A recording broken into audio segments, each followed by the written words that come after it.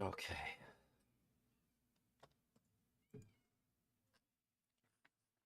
Hi, Kiora dog. You're being very aggressive. When's the last time they were No, it's been a while. in the wild? It's been a while. Look it.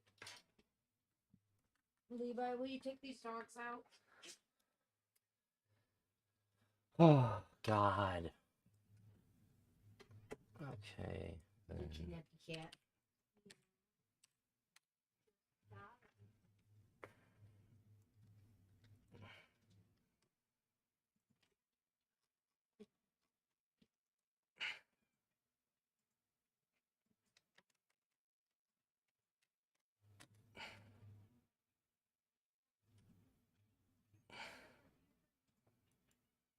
Okay, that's cool. Okay, Okay, hey. Back, my router had to be reset. And I couldn't just reset it because the stream crashed. My roommate was playing League, and I'm not a monster. Even though I had my hotspot on, it would still crash him out. And he got to plat this season. I'm not trying to fuck up his record by the end of it, for the end of it. So the poly panel is about to happen soon. Beat you all up. Let me see here. Yeah, I'm coming for all of you names. I'll get YouTube up. I got another couple of minutes before the polyamory panel.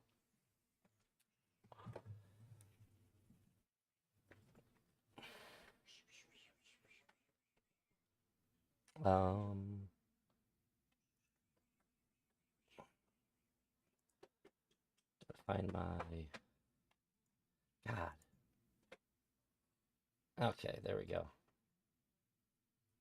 What a pain in the ass. There we go. It really sucks too. Respect Philosophy came in, and I had something to say to him too. Right when he popped by and said hi, crashed, and I was like, "Oh, it's nice to see you. Also, I have something to say." And then it was just like, "No, there is no stream here." My upload was so bad; I was getting like 90 to 111 kilobytes per second upload, which is dog shit. So we got about a little bit less than 10 minutes. I'm gonna keep going with this, and then I'm going to switch to another scene for a few. Or no, you know, I'm just gonna mute myself because I don't know if they want anybody streaming while they're doing sound checks.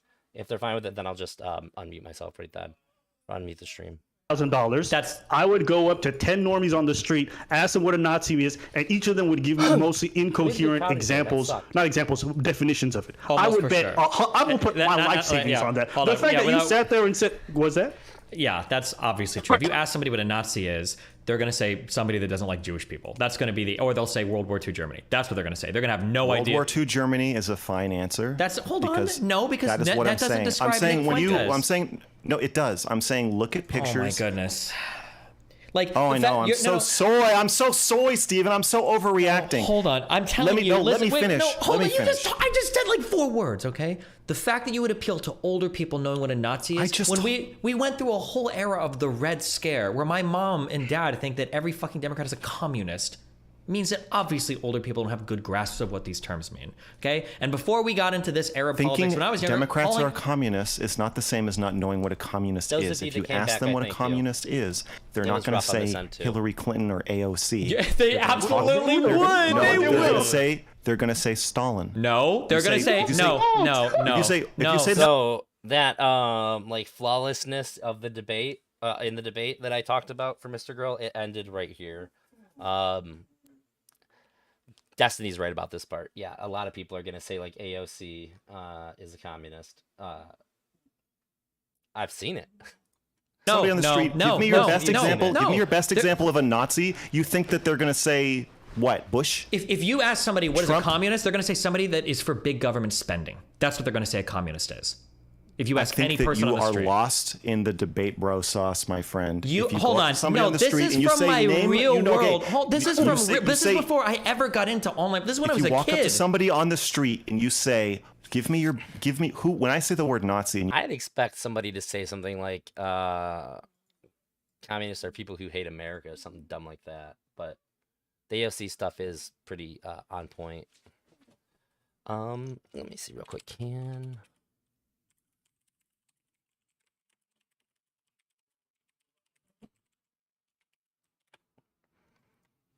You have to name one person. Who is that person? Hitler. The answer is Adolf Hitler. And that is a great comparison because he believes the same thing that Nick believes. And in fact, Nick said on a Twitter space 1 month ago that your community is like a group of autists that have decided to embrace being gay instead of embracing Hitler. Is that supposed to have like a big emotional impact on me, or? No, it's supposed to have a big emotional impact on your audience that it doesn't have an emotional impact on you. It's supposed to show you, Gideon, and ABBA's audience, anybody who's watching, that you guys are not equipped to deal with this. You don't know what the fuck you're doing. He is a sophisticated political operator who's convinced you that he is just a sweet little innocent incel, blah, blah, blah, and you think your $100,000 in your bank account and you being able to walk around and say, oh, if I ask 10 people on the street, like you know everything and you know the political climate of this country, and you say, oh, he's not like he's going to go to Hitler. You don't know anything about Hitler's rise to power. You don't know where Hitler was 2 years or 3 years or 4 years before he became dictator of the country. He was sitting in a jail cell, embarrassed and alone, with no party to speak of, after committing an act just like the January 6th insurrection. But you guys don't know that. You are so in over your fucking heads that when I tell you Stephen has let this man who wants to kill you and kill your family into your living rooms, your response is to say, oh, well then why did you call him a Nazi? I object to the... You don't fucking care. You don't care. Yo, Mr. Girl, like, I'm not gonna lie, like, if everything you're saying is true and like he's gonna be like the next Hitler, like, you know, maybe just platforming's not the only option. Sounds like you want to go to like war, like, you know, I don't want to go to. I don't want to go to war. No, absolutely. Like, no, bro. I don't want to. I don't want to go to war. I want you to be informed. But like you're saying that new he could be the next Hitler. Bro, he's not my a lot of people could be the next Hitler, but he is the only person I know of. Bro, you're gonna have to go get a strap and go. He said you better go have a 1v1 with Nick in Nuketown. I think as a Jew, that is your responsibility to save your people. Why is that, Abba? I mean, considering the history, Abba. I'm just saying, considering the history. I'm just saying. Abba, you can play the race card if you want, but there's a lot more of your people in this country than there are of mine. I'm here to save you. Can we turn the temperature down? I'm in Portugal. Can we turn the temperature of this conversation way the fuck down? Okay. You're in Portugal. So is it? No. I don't want to turn the temperature down, Abba. If you think that a Nazi.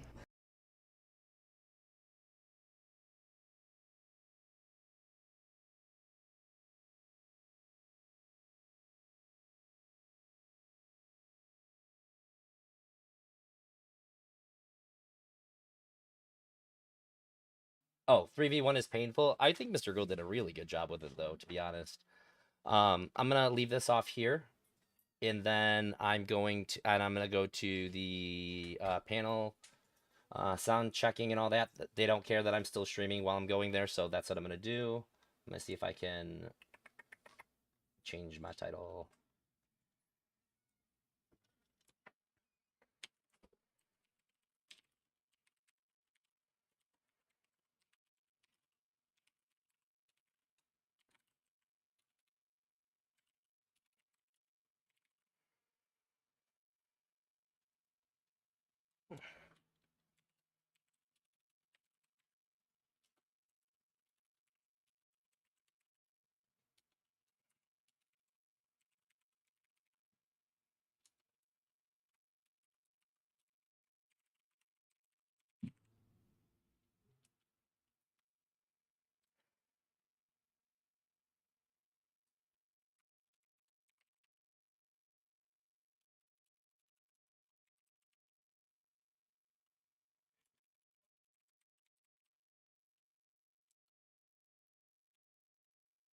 Okay, I did change the kick one in a minute.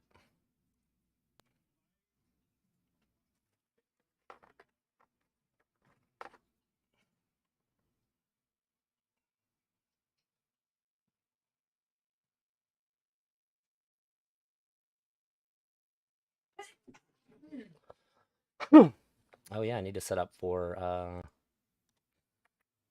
panel. There we go. Hey, Eldrazi. how's it going? Good. Oh shit, hang on. That looks like a face. Yeah, nice. It's been a while since I've seen you on any panel. I was just on one on Monday. Can you guys see me? Really? Oh. Yes. Yeah. I can see Yes. you. Cool. All right, now I'm gonna hide my icon. Cool. Let me see. Oh, cool. I see Jess. All right. Nice to Very speak to cool. you. Actually speak to you. We talked in just like Discord messages. Growing in power.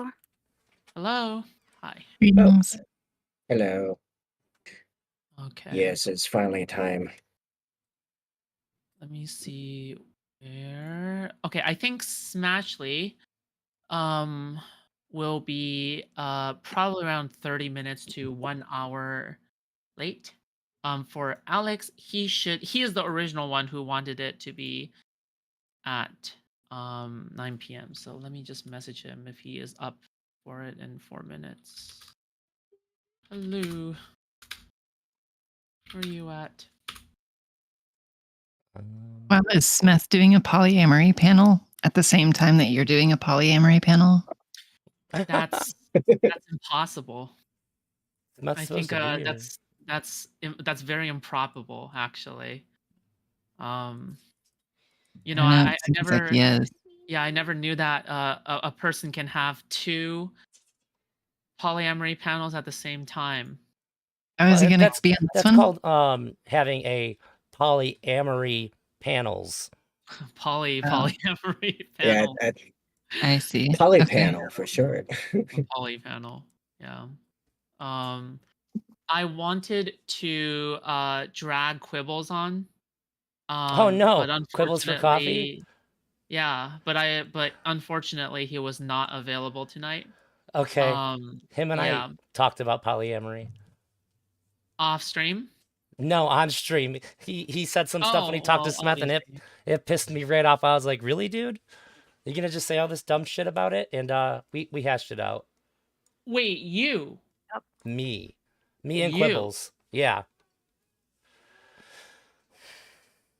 Basically, I never knew that he talked about polyamory outside of the context of my stream. He did in passing. Oh wait, when did you talk to him about it? We A couple actually nights talked ago. about polyamory on our stream, and we actually had like a humongous debate. Well, not including me, but involving several of us here. Oh yeah, I thought he had really bad takes, like particularly bad.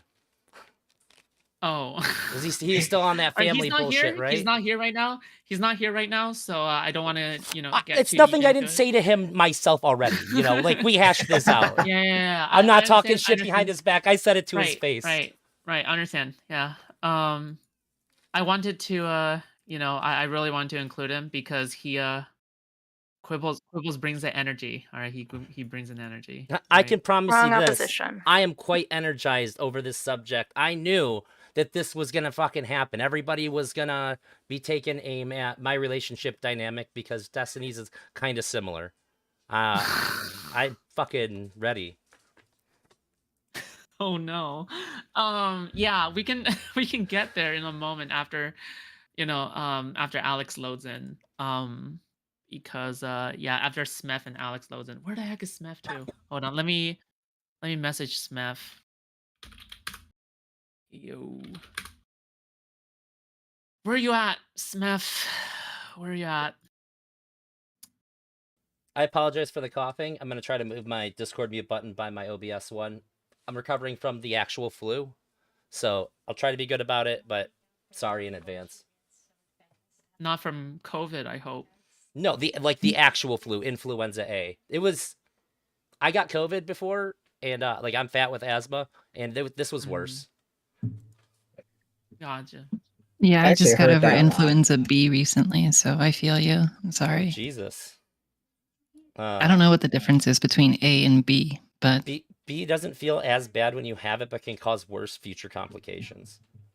Ew. I'm a germaphobe. Future complications. Yeah. I think everybody on this entire panel actually has poly experience. Not a single one does not have poly experience. I'm pretty sure every single person on this entire panel has poly experience. Which will make for like the most interesting. I think that is probably the most interesting part, which would be funny, right? Because if Quibbles was on here, then it'll be like the one person who's like awkwardly standing there, and he would be like, "Yo, they don't know that I'm actually monogamous." It's like he's like standing there with a cup in the corner, like that one I would've meme. known. Actually, monogamous. That would be funny as fuck. It's like, moment it he's, becomes like, a standing there with 7v1 cup in the debate. corner. Yeah. But then, I think he likes that kind of energy. The 1v20. At some point he was on a 8-hour to 9-hour nonstop. The fuck? No, you are not in the waiting room. No, you're not. No, he's not in the Lies. waiting room. I'm looking at it right now. I see nothing. You're not in the waiting room. Where? What? No, he's talking about the waiting room for the. He's in the waiting room for tomfoolery's Discord server. He is drunk. He is drunk. That's impressive. Who is it? He's in the waiting room for tomfoolery's Discord server. Smith. Nice. Oh my gosh. Linky me. I think Smeth's kind of on the fence about polyamory. I've talked to him about it once or twice. Oh wait, sorry, not Smith. Smith is not. Alex? Or who's the only other person? I don't know. Table. Alex? Used to be. Or well, no, like Oh wait, you're still table. am. I'm just single right now. Yeah. That's valid too.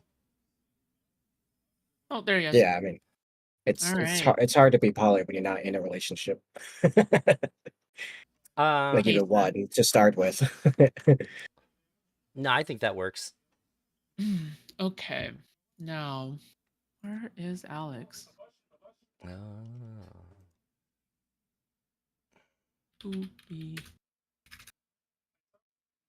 Smith. Yeah. How are you doing? I'm doing all right. I got work in the morning. I got work in the morning at 6 a.m. And after the stream, I gotta drive over to my grandma's house because she had a heart attack. So I'm house sitting for her. Oh my God. You should go Sorry, to man. her, not be here. Yeah. What? We go to her. She had a heart attack, Smith. Yeah. Yeah. No. Wait, it's not like he's gonna rescue her. Yeah, she had. I'm mean, supposed to that's a fair house sit. point. I'm supposed to house sit for her tonight. Oh, she's in the hospital now. Okay. Yes. I thought this was like a recent development that you were like, well, my grandma had a heart attack, but here I am on this polyamory panel anyway. I'll go to her when I'm done. No, I'm just gotta sleep at her That's house. okay, She good. feels okay about it, I guess. Dedication to the grind. Yeah, baby. The grind, the hustle, the streets, the balls, the feet, the dicks. What, the balls? Yes. You've been on a grind set recently, Smith. You've definitely been going at it. Are you planning on producing content this fast normally? Soon? I don't know. Whatever works. That's Whatever I can do. I like that. Okay. Wait, who's Aaron? Hi, that's me. Oh, okay. Emery says hi. Hi, Emery. Oh my gosh, I miss you, Emery. I was a little confused for a minute there. And also, I owe you an apology. Sorry that we never synced up to chat about this exact topic. Who, me? Yeah, you and I were supposed to talk about it, and like, it just got lost in my brain. Oh, that's okay. No, don't worry about it because like my life has been kind of all over the place for the last year, so I'm not sweating it. I've been watching that from the sidelines. And I think like a lot of it has to do with polyamory, right? Yeah. Yeah. A lot of it, actually, all of it has to do with polyamory. Yeah. Which is kind of funny and kind of not. Well, Oh, only man. funny in the context that we're here to talk about polyamory. Yeah, Okay. exactly. I don't Hey, know when can I'm you- supposed to start saying stuff about this. The fuck? Wait, the I'm already fuck? triggered. Please, whoever that was, okay, don't Alex. leave again. Alex, hi. Oh, there we go. Okay, cool. Yeah. Wait, Alex, do you have a camera? Yes, I can turn my on. I just have to go on my computer.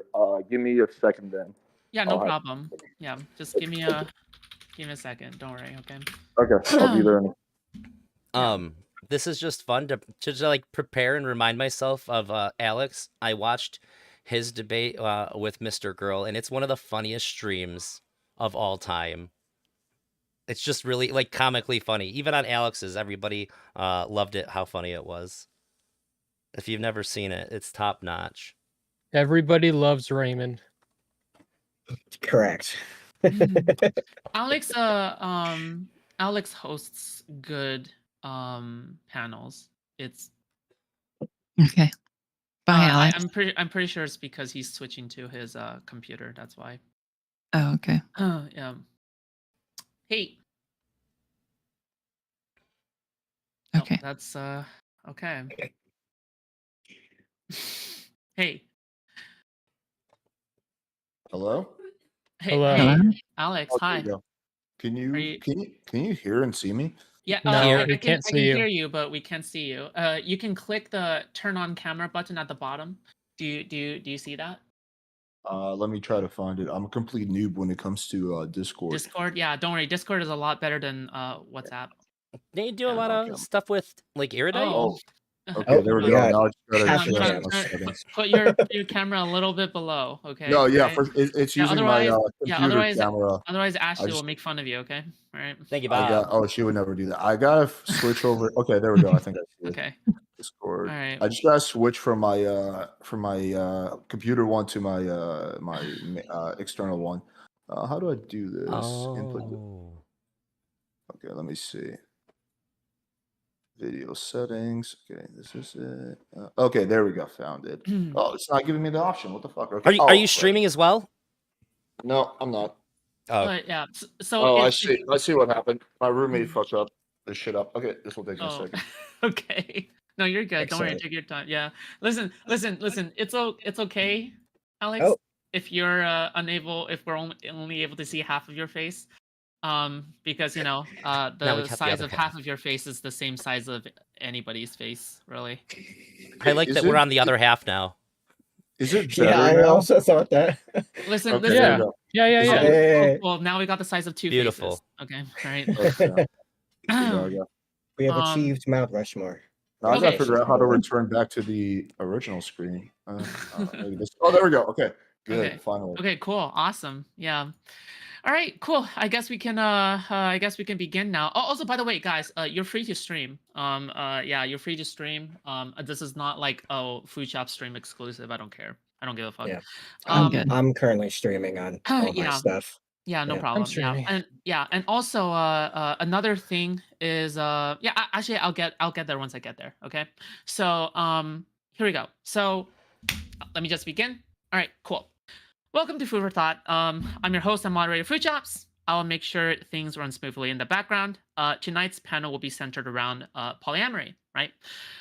From Greek, poly meaning many, and Latin amor meaning love, put together means much love. Polyamory is the practice of or desire for romantic relationships with more than one partner at the same time, with the informed consent of all partners involved. How the panel will go is that we will run the panel for approximately however long it takes for the conversation to die out, but expect around 1.5 hours to 3 hours worth of panel debate and discussion. And then the time afterwards, the panelists can stay for the free-for-all, where I will drag people on from the crowd at my discretion. And there's an additional thing that I did not add inside, is that if any of the panelists would like to refer people that they know specifically from their crowd, especially if they're like a streamer of some sort, then yeah, they're free to do so as well. And also, finally, let's go one by one on the panel and have our panelists introduce themselves and their broad positions stated on the subject in a short manner with no interruptions. Let's go with Alex from PWF first. Alex, who are you and what's your broad positions on polyamory?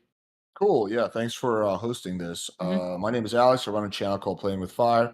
We give practical, no BS sex and dating advice. My position is I believe people should be able to do whatever the fuck they want. I certainly am not in favor of any kind of legalization or legal enforcement when it comes to these things. Also, I don't think there's a one size fits all solution. Me personally, I'm in a one-way open relationship. I would not consider that polyamory because I do not date other girls. I do not do anything romantic with other girls. I will occasionally have sex with other girls, and that's about the extent of it. So I don't think that would qualify as polyamory. I have seen polyamorous relationships fall apart, like two-way open relationships or whatever you want to call them. Do they fall apart more than regular relationships? I'm not sure.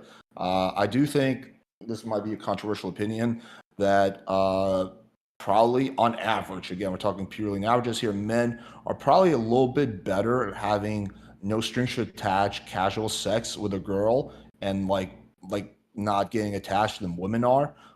So that's why generally I've seen two-way open relationships fall apart a lot. My relationship is going on for over 3 years now. It's going strong. We're doing really great. So probably the best relationship I've ever been in, and I've been in both monogamous and non-monogamous relationships. But yeah, I mean, again, I think that there's no one size fits all solution. It's kind of like exercise. Some people do better with weightlifting. Some people prefer running. Some people prefer swimming. There's no like one exercise is superior to all. But yeah, that's basically my position, I would say. Okay, thank you. All right, Elder Drazi, introduce yourself and position. Go. All right, I'm Elder Drazi. I'm polyamorous as fuck. I basically think that any kind of non-traditional relationships, as long as nobody is being like actively harmed, including like as long as everybody's consented in the know, I think that there's nothing wrong with it. I think that monogamy is mostly enforced upon people before they even have any ability to determine basically anything. The first time you engage with any medium of media, you're already getting like defined relationship norms. Like the very first story you ever see is probably going to have a romantic element in it, and it's going to be a monogamous one. So I just think that most people really don't have a chance to actually see how they feel about it. I do think I just want to point out that Alex is correct. He's not in a polyamorous relationship. Open is a totally different thing. And that's I think it's probably pretty good for the opening. Okay, awesome. All right, Jess, hello. Hello, I'm Jess. I do have a channel where I sing stuff, but I normally don't do discussions or debates or anything like that. I'm polyamorous, and I have been for over 15 years. So I'm pretty pro poly. As far as like what I think for other people, I think they can be monogamous or polyamorous or whatever, as long as they're being open and honest with everybody involved, and that, you know, relationship styles, what's going to work for each individual just varies depending on individual personality. So cool, thank you. All right, Leaf. Hello, my name is Erin. I'm a trans content creator that talks to other trans people, covers trans news and stuff like that. I've had a little bit of experience with polyamory. I'm currently in a polyamorous relationship with 2 other people. It's my first real attempt at it. It's going okay. I think it's definitely something that has a lot of nuance to it. So, yeah, that's pretty much where I stand on it. Okay, awesome. Smeth. It scares me, and I don't like it. I think about it because I'm in a relationship, and you know, I'll see like a pretty girl or something, and also in like when you're in a relationship, there's like a extra. Like I'm pretty charismatic, but when you're in a relationship, there's an extra boost of confidence that you have because you don't have some, you don't have a need to so like there's like, and so like it's like it's like an alluring thing, and I think it's dangerous. I think that I kind of frame it in my mind as just being like slutty, and it's okay to be slutty and if that's the lifestyle you want. But I think that I for me, like Alex, you said that you're in like an open relationship and like that's working for you, and you know, One I'm way not open gonna, relationship. Yeah. yeah, I'm not gonna say that, you know, like you're doomed or, or something like that. But Yeah. for me, when I think about it, it's like that the risks are just so great, and it just seems pretty scary. Like it would cause my relationship to eventually crumble. Okay, is that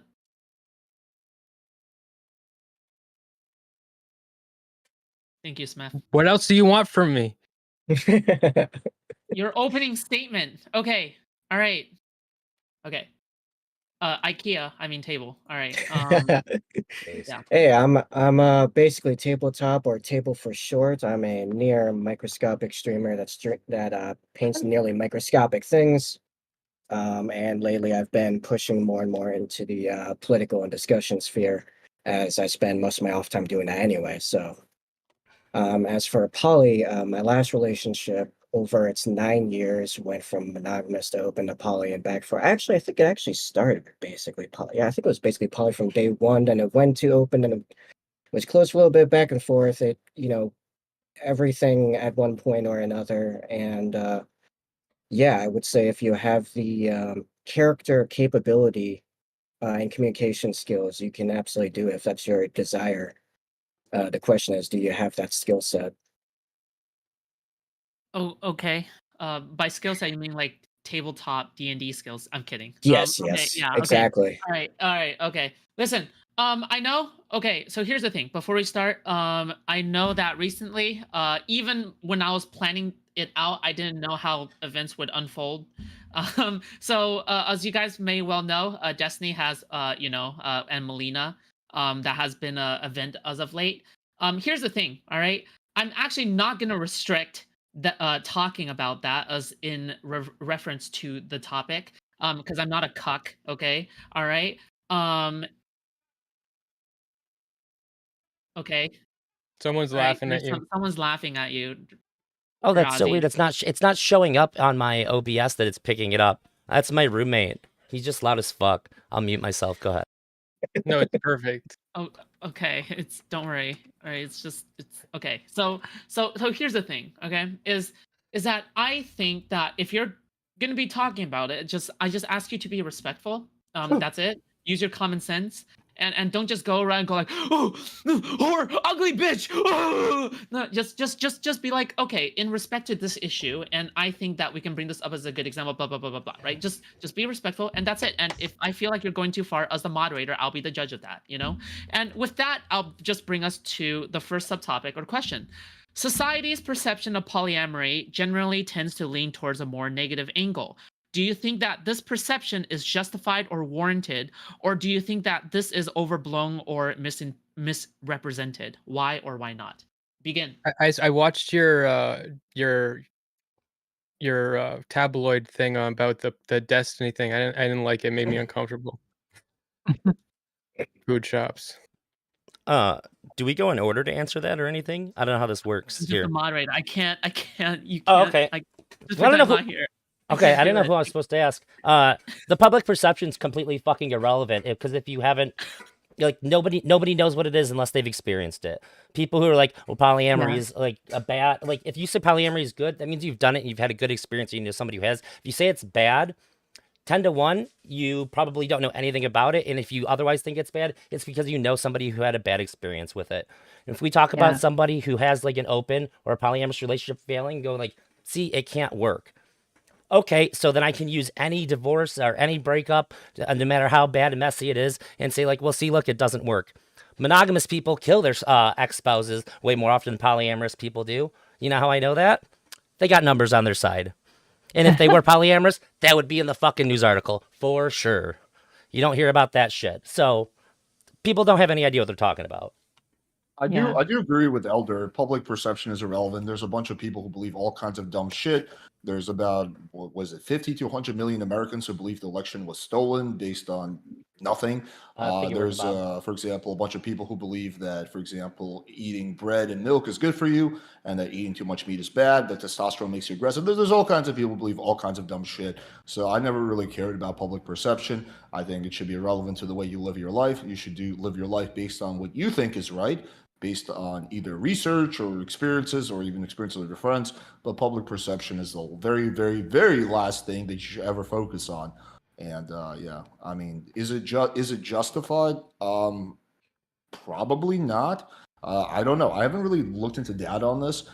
Do polyamorous relationships, are they more likely to fail or lead to people becoming suicidal than regular relationships? I don't know. I've never looked at that. But even if that was the case, it's like, is that a sample bias? Is that because people who gravitate towards those relationships are more likely to have blah blah blah? So I don't know. I think at the end of the day, who gives a shit what other people are doing? I could care less if someone is fucking two girls, two guys, whatever. It just makes no difference to me at all. To me, it's the least interesting thing ever, which is what other people are doing with their private life, as long as no one's being harmed and everyone's over 18. Yeah, I agree with that. Well, like if you find something that works for you and it works for your partner or partners, that's all that really should matter, is Yeah. you and your partner's own happiness. I mean, it I'm the turned only out that one here poly- that's anti polyamory here. I'm I the thought only you were on the one. bridge. I thought you were like on the fence, on the bridge. What the fuck? I thought you were on No, the fence. no, no. Last time you talked to me, I was against it. Then I was like, oh, maybe, but no. I think that there are Well, what the upsides and fuck's your problem? downsides. There's upsides and downsides to monogamy, and there are upsides and downsides to polyamory. And I think that the like, so it's fine. I think it's fine to do polyamory and stuff, but I just think it is a low commitment. Like it is like being a teenager, or being like, I just think that if you are still in poly relationships and you're like 50 and stuff, like your life is going to be in a state of chaos, and it'll be like hellish. Saying it's It's low commitment's actually the other insane. way. It's actually the other way around. You have to have more commitment because you're actually doing stuff with other people, and then coming back to your original, or originals, or whatever. I could see it both ways in terms of what he said, but I would just, my question being, your opening statement, you said that you find elements of polyamory scary. I guess I'm curious, what specifically do you find scary about it? So like I play with it in my mind, thinking about it. Like, what Fair, if so I it's okay to try have it? big And what if, like, so I'm in a relationship? What if I introduce this into my like relationship? Or what if I like build a relationship around this or something? And it's like that could go good. It could also go bad, and it's just a like massive risk. And Is it any more of a risk than like a monogamous relationship? I mean, you could say the same things. I think It sounds it's a exactly lot like you're more. describing a regular relationship. No, because one pretext. relationship has the risks involved and the chaos involved of two minds, and one relationship.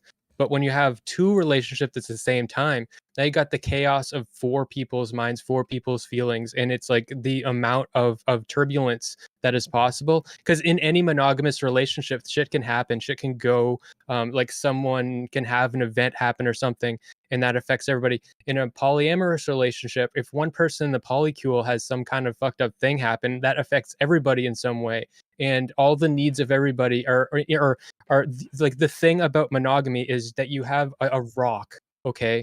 And when you are splitting that rock, that because you are tying yourself and your needs to like one person, you're emotionally like tying down to one person. When you split up that rock, what you're doing is you're intermingling these needs in a spider web that has much more like it's like the difference between like a single direction circuit and like a really complicated like mess of wires in, like, Obsidian India. I Except do it's see the not point it's Jeff not is making. splitting up the rock, it's adding more rocks. I don't believe that Yeah, you can No, well, just if I you're don't not, you believe Not have less everybody is. person. you are one person, okay? Yeah. So So you have True. a finite amount of time. You have a finite amount of emotional energy. You have a finite amount of all these things. And I think that if you have two partners who you care about very deeply, what you're doing is you cannot be there for both of them equally, and you have to split that up. You don't Sure, but need not to all be. poly relationships are Can I chains. Some are triangles or squares Sure. or like Yeah, I not much more everybody intimate. is equally interconnected to the whole polycule. So Yeah, well, Um, however you split that up, it causes there is trade-offs to it, because the main thing about monogamy is you definitely have a if you can trust this one person, you have a solid rock, and it's way easier and it's way more safe. Have you ever been in a I fight with your definitely do girlfriend, agree Smith? with Have oh, I I was ever just been gonna in a fight with my girlfriend? Yeah. Yeah. Has it ever been like heated and like you guys have to go into another room and you're just like, fuck, I feel like alone and I'm vulnerable and and like you don't know how to deal with it? Well, sometimes people have another partner who can comfort them in the way that they need to be comforted while they're also really upset and I vulnerable. want to buttress the Yeah. point that Smith is making, because I actually do agree with part of what he said. So he was talking about how like there's more variables in the picture, right? Because instead of 2 people, there's 4 people or sometimes 6 people, right? And like just to use the Destiny example, and I love Destiny. He's a friend of mine. Me and my girlfriend have gone out to eat with him and Melina, so this is not coming from a negative place at all. But if you look at the situation, at least as far as we know, it seems that his girlfriend or his wife, sorry, his wife, met a guy, and then that guy turned out to be all kinds of cray cray and basically messed things up. Right now, part of the responsibility is definitely on Melina's end. There's no denying that, but that seems like that was an extra variable that fucked up the relationship, right? And I think the point he's making is like, well, you have all these additional variables, right? You may trust your own, judgment when it comes to picking partners, but how well do you trust your partner's judgment? Well, you probably trust it to some extent, but people, I'm sure Destiny trusted Melina to a very high extent, right? But she, I guess, picked the wrong partner, right? This person seems very, very crazy from the descriptions that were written. Yeah, I don't How want is this a poly problem? Wait, I It don't want seems, it seems more like an wait. indication of problems with Destiny and Melina, though. Like, if she was gonna leave him for somebody, then like it wouldn't matter if like they were poly or monogamous. Well, Yeah, if they just had a be monogamous standard relationship, cheating. there's a good chance that she might never have even gone on a date with this person. I don't know. If She they was in were another monogamous, country. she probably would have started like.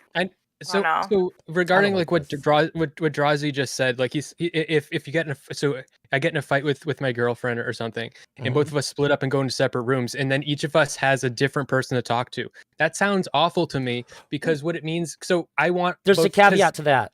The only rule that I ever suggest in a polycule, and I say I'm never gonna do this. You don't complain about your other partners to the other partners that you have. Don't that would air be your dirty laundry. I won't do that. So I guess I can still be like, comforted though. You need to have that rule in mind, but still being comforted regardless. So what that means is you do not have a great incentive to actually figure out how to communicate effectively with your partner, so you don't have these breakdowns, and you will build a family system in which you rely on the other person when you have a breakdown of communication within this relationship. So it's okay that my relationship with you is fucked up and we're going to keep having this problem, because every time this happens, I'm going to go off with this person and they're going to make me feel better. So you Just don't because actually. You're taking time to cool down, though, doesn't mean that you're completely ignoring or avoiding communicating with the. No, like, what I'm the saying problem. is we have a conflict, and we're not the only reason we're not going to to face the conflict head on and or try to solve it or find a way to live with it is because every time we have this conflict and we feel miserable, I'm just going to go to this other person to get my needs met, because fuck you. That's silly. To get your needs met. It's more akin to like if you're a monogamous person and you've had an argument and you need time to you just need time away from them, you need to cool down, and you go out with friends and you go to a bar or do whatever or hang out, watch some movies, have some girl time. I don't know. Yeah, but it's not friends, because it's like a rock. So you're going to someone else who can give you the important thing that you get from this other person. So when I'm fighting with you, it doesn't matter. I haven't lost anything because I still have someone else. So it doesn't matter. Fuck you. No, nobody who's polyamorous thinks like that, though.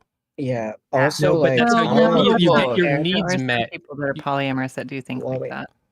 I would argue that's not really what they're doing then. But I think it happens more on a subconscious level, Smith. Yeah. I do agree with your point though, but just not consciously, but subconsciously. Like you get into a fight with your girlfriend, or say you've been fighting for a while, right? And you have other whatever girls that you're free to do your thing with, right? You go out with them, and then now your bond with your main partner is weaker, and your bond with these other people becomes stronger, right? Because if you have a positive interaction, you have sex, like that by default is going to make your bond stronger. Like, again, you might not want that to be the case. You consciously, you might be like, no, I'm committed to whatever my main partner, but subconsciously, like, you know, attraction and emotions are not logical. You're putting obviously. a lot of open Right. relationship prescription, like, or descriptions onto this. Like, he's like, well, I don't want to necessarily strengthen this with this partner because I have my main partner. Like, if you're polyamorous, you're probably not thinking in those kinds of terms. I understand why you would, because that makes sense for being open. And I'm not like shitting on being open. I think that's totally valid and fine too. But like, But the point I'm saying is that thinking has nothing to do with it because it happens on a subconscious level. So you're right. You're not thinking of it in terms of that. I agree with you on that. I'm just saying that a Typically, whole the bunch of goal things of happen polyamory. subconsciously. Typically, the goal of polyamory is that you are trying to form emotional and romantic connections with other people. So why would strengthening a connection with somebody else be bad? Just because you're strengthening one connection doesn't mean you're weakening the other. Okay, If the other has problems, it has problems, and that's like a separate thing. And like if it's not Well, I going to work guess- out, then that's Also, I know, like, at least I have no idea if I've never really been big into like the poly community, so I have no idea if other people do this. I mean, for all I know, other people might think this was a terrible idea, but worked for us.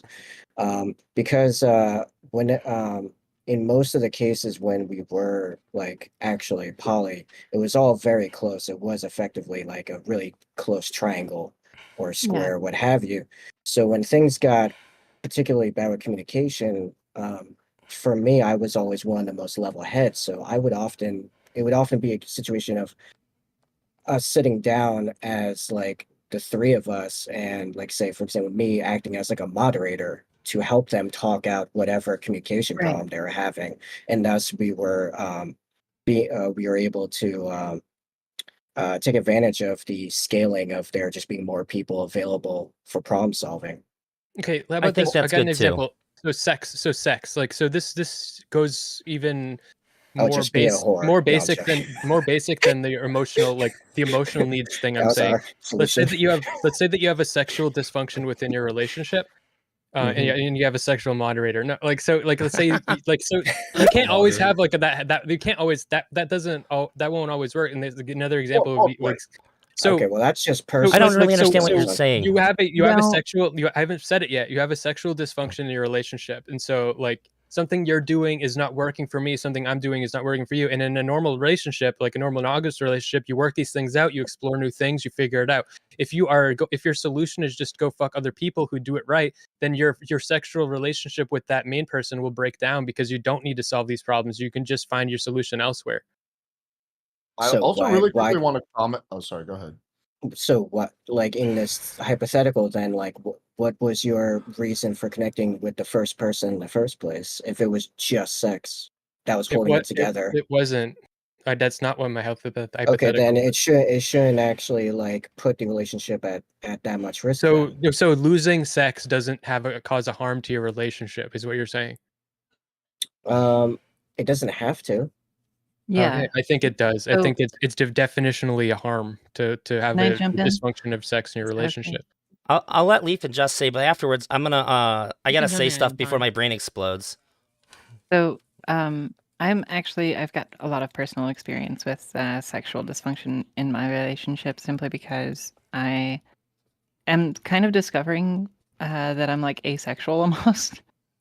I really don't have any sexual drive or any motivations to have sex, and both my partners are very sexual oriented people. They are like that's their love language is having sex, and it's been a little bit difficult for me to manage doing something like that, especially when, as someone alluded to, the result, like the trying to work it out, there is like one of my partners is like, oh well, we don't ever have sex anymore, and it bothers me and stuff, and the other partner is also very sexual, and so when we try to like work it out and talk about it, it is a little bit hard because the answer always ends up being, well, you just need to have sex with us more.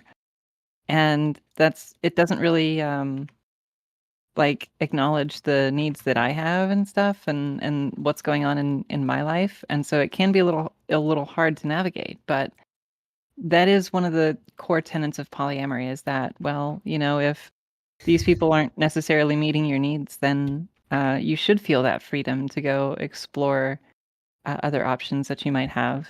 get those needs met somewhere else. That's right. So I think that's the upside, but the upside is in itself a downside because that means you don't have the rock. You don't have the rock effect. You're What do you just mean the rock afloat. effect? You're afloat in a river. You're not tied down. You don't have an anchor to rely on. It's going to be consistent that you're going to constantly work on. Any dysfunction is something it's critical I to mean, we your still all life. come home to each other. We all still want to work on our family together and stuff like that. It's like Or just find someone having else. meaningless sex with some random person just because you need to have sex to feel good about yourself isn't necessarily like a comment on the relationship itself, you know? Real don't quick, think there's swim. anything- Swim. Wait, sorry. Can I ask the moderator a real quick question? Would you mind to switch on my phone? My neck is like killing me from like staring at the screen because I've been on my computer all day. Okay, no problem. All right, you can do that. Yes, of course you can. right. Yeah, you're All fine. right, cool. I'll be back Yeah, in you're like good. a minute or two. Then I'll see. Yeah, I'll see you in no a second. problem. You're good. Yeah. Smashley's in the weight room, by the way. I don't really understand the whole sexual dysfunction thing necessarily because I would date someone that was asexual. I would have someone that was asexual as a primary partner, hypothetically, if I didn't already have a primary partner. And that wouldn't really, that wouldn't be a problem for me. And then, even if you have a relationship that is very sexual earlier on, if you're planning to be with somebody forever, there's probably at some point in the future where your relationship is not going to be very sexual, just with age and everything, that kind of dies down a bit, at least. Well, yeah, and being trans myself and doing the hormone thing, and I've got a consult. Well, I had a consult for my orchiectomy. We're planning it out in February or something like that. That's obviously going to very clearly have an impact on my sexual desire and stuff like that. So. Yeah, that's not the be all end all of relationships. It is important. And I do understand also saying that you do, I guess, you don't rely on one person to necessarily meet all your needs. For example, I have a need to go to the theater with someone because I love musicals, I love plays. My primary partner hates that. So, I might have another partner that loves that stuff and wants to do that with me. And that's fine. I don't know. Why is that a problem? Why does that invalidate my other relationship with my primary partner? It's not. I think it's fine, and it's basically akin to being a free spirit. But I think that it means that your relationships are more free and they are less reliable, and it takes away from all the other relationships. For every other extra sexual partner, it will take away from your sexual because if you can get any need met from someone else, it means that you're not working on that relationship. You're outsourcing it to some place else. Okay, I'm gonna say stuff. First, Leaf, I just want to say that if Go people ahead are and say pushing you to stuff. have sex and you don't want to, that's a problem. I hope you're advocating for yourself and you're not being pressured into it, or nobody's putting any emotional bullshit on you. If that's the case, that's fucked up. Christ, stand up for yourself, please, because it doesn't sound like they're willing to do it for you. If that's Thank how you it for your sounds. consideration. You're welcome. appreciate it. That kind of stuff freaks me out. And then Smith, what is this rock bullshit? What is the value? And you keep talking about the rock. This is you guys. This is Can you the smell what it's sacred rock cooking? You smell from what the Jesus rock is Christ. cooking. It has been handed down by God, and this is the objective thing that a relationship must strive for. This is the foundation of all happiness. Here, we must protect the rock. But love isn't a finite resource. You can't put a spigot in me and see how much love comes out and go, that's all that she can have. So if you're gonna take some of that and give it to her, now she's missing out. That's not like that. What is this rock? I don't agree. I think that you need to get your needs met, and if you have two partners, you are not going to work on getting your needs met, and from one partner, you're outsourcing it to another person. So you're splitting up. So so instead of trying to find a partner and working really hard and painfully to get all of your different needs met and figuring out where there are conflicts that can't be resolved and all of that stuff, instead of doing all of that important and painful work, you just find someone else or you outsource it. That, I think, is a detractor from the relationship, and the thing that process of searching and trying to build and working on these flaws and stuff, and that whole process is very healthy for people. And I think that you lose that you're not growing, you're just finding a solution elsewhere. You lose out on that growing process when you outsource It's not it to other growing people. the way that you might want to, but I've been with my wife for almost 12 years now, And I think maybe it would be a good idea for the people who are poly to kind of explain the dynamic that they're like used to or like what they do, because some of this stuff just doesn't apply. Like I have soloed, like dated outside of my wife, but a lot of times we date in like a triad, or like some people say throuple. And like it doesn't seem like most of the time if I have sex with one of them, we're all having sex together. So it doesn't seem like anybody's losing there. Like I don't really see how, even if it's not like, if I go and hang out with my friends, my wife's missing out on something, I guess, if she's not there. So if I go and hang out with a partner, my wife's missing out in that exact same way. And it also too, like when it comes to sex, even if I had like 3 different partners, like what you think, like I come home like, sorry, I know that we were looking forward to having sex, but like my dick's done now. I had sex 3 times this week, no more. That's what I got Viagra for, baby. Yeah. So you use Viagra so that you can be a sex toy for someone else beyond the point at which I use your body Viagra wants to because keep they sex. fucked up my vasectomy. Okay, I well, was just let's making a say joke. I was throwing a joke in there. Well, let's say that wasn't the case, and let's say that you have sex with 3 different people, and then eventually you won't want to have sex anymore. So you just start taking the Viagra so that you can turn yourself into a dildo, so you can meet the sexual needs of this other partner. If I didn't want to have sex, but like I still wanted to meet their needs, like I can eat some fucking pussy, dude. We got toys, we got shit. There's other ways to do it. I don't have to turn myself into a sex toy. I can just be a good partner in fulfilling their desires. So you are splitting yourself between, so like there's a certain amount of sex you're going to want to have, and you have 3 partners, and let's say they all want sex from you. So that means that there's a certain amount of sex that you're going to have that you're either ambivalent about or don't want to have, and that's going to be increased in your life. That's the same as if anytime I've been monogamous, it's been exactly the same then. There have been times where I've been ambivalent about wanting to have sex, and I still have sex. Honestly, yes, ambivalence happens during sex, but when you have 3 partners and they all want to have sex with you, now ambivalence happens 3 times more.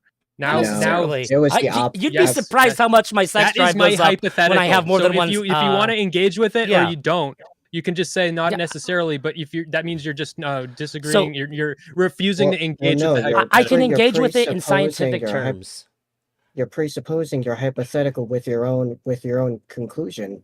My experience was the opposite. We were more active the more partners we had. Actually, we actually had more turmoil and more problems when it was just the 2 of us more often than not. Then that is something that you are deprived. That ability to grow and figure that out is something you're depriving yourself of having. So I think that so you continue that lifestyle, I think that like 10 years from now, you will have grown less than someone who had a monogamous relationship.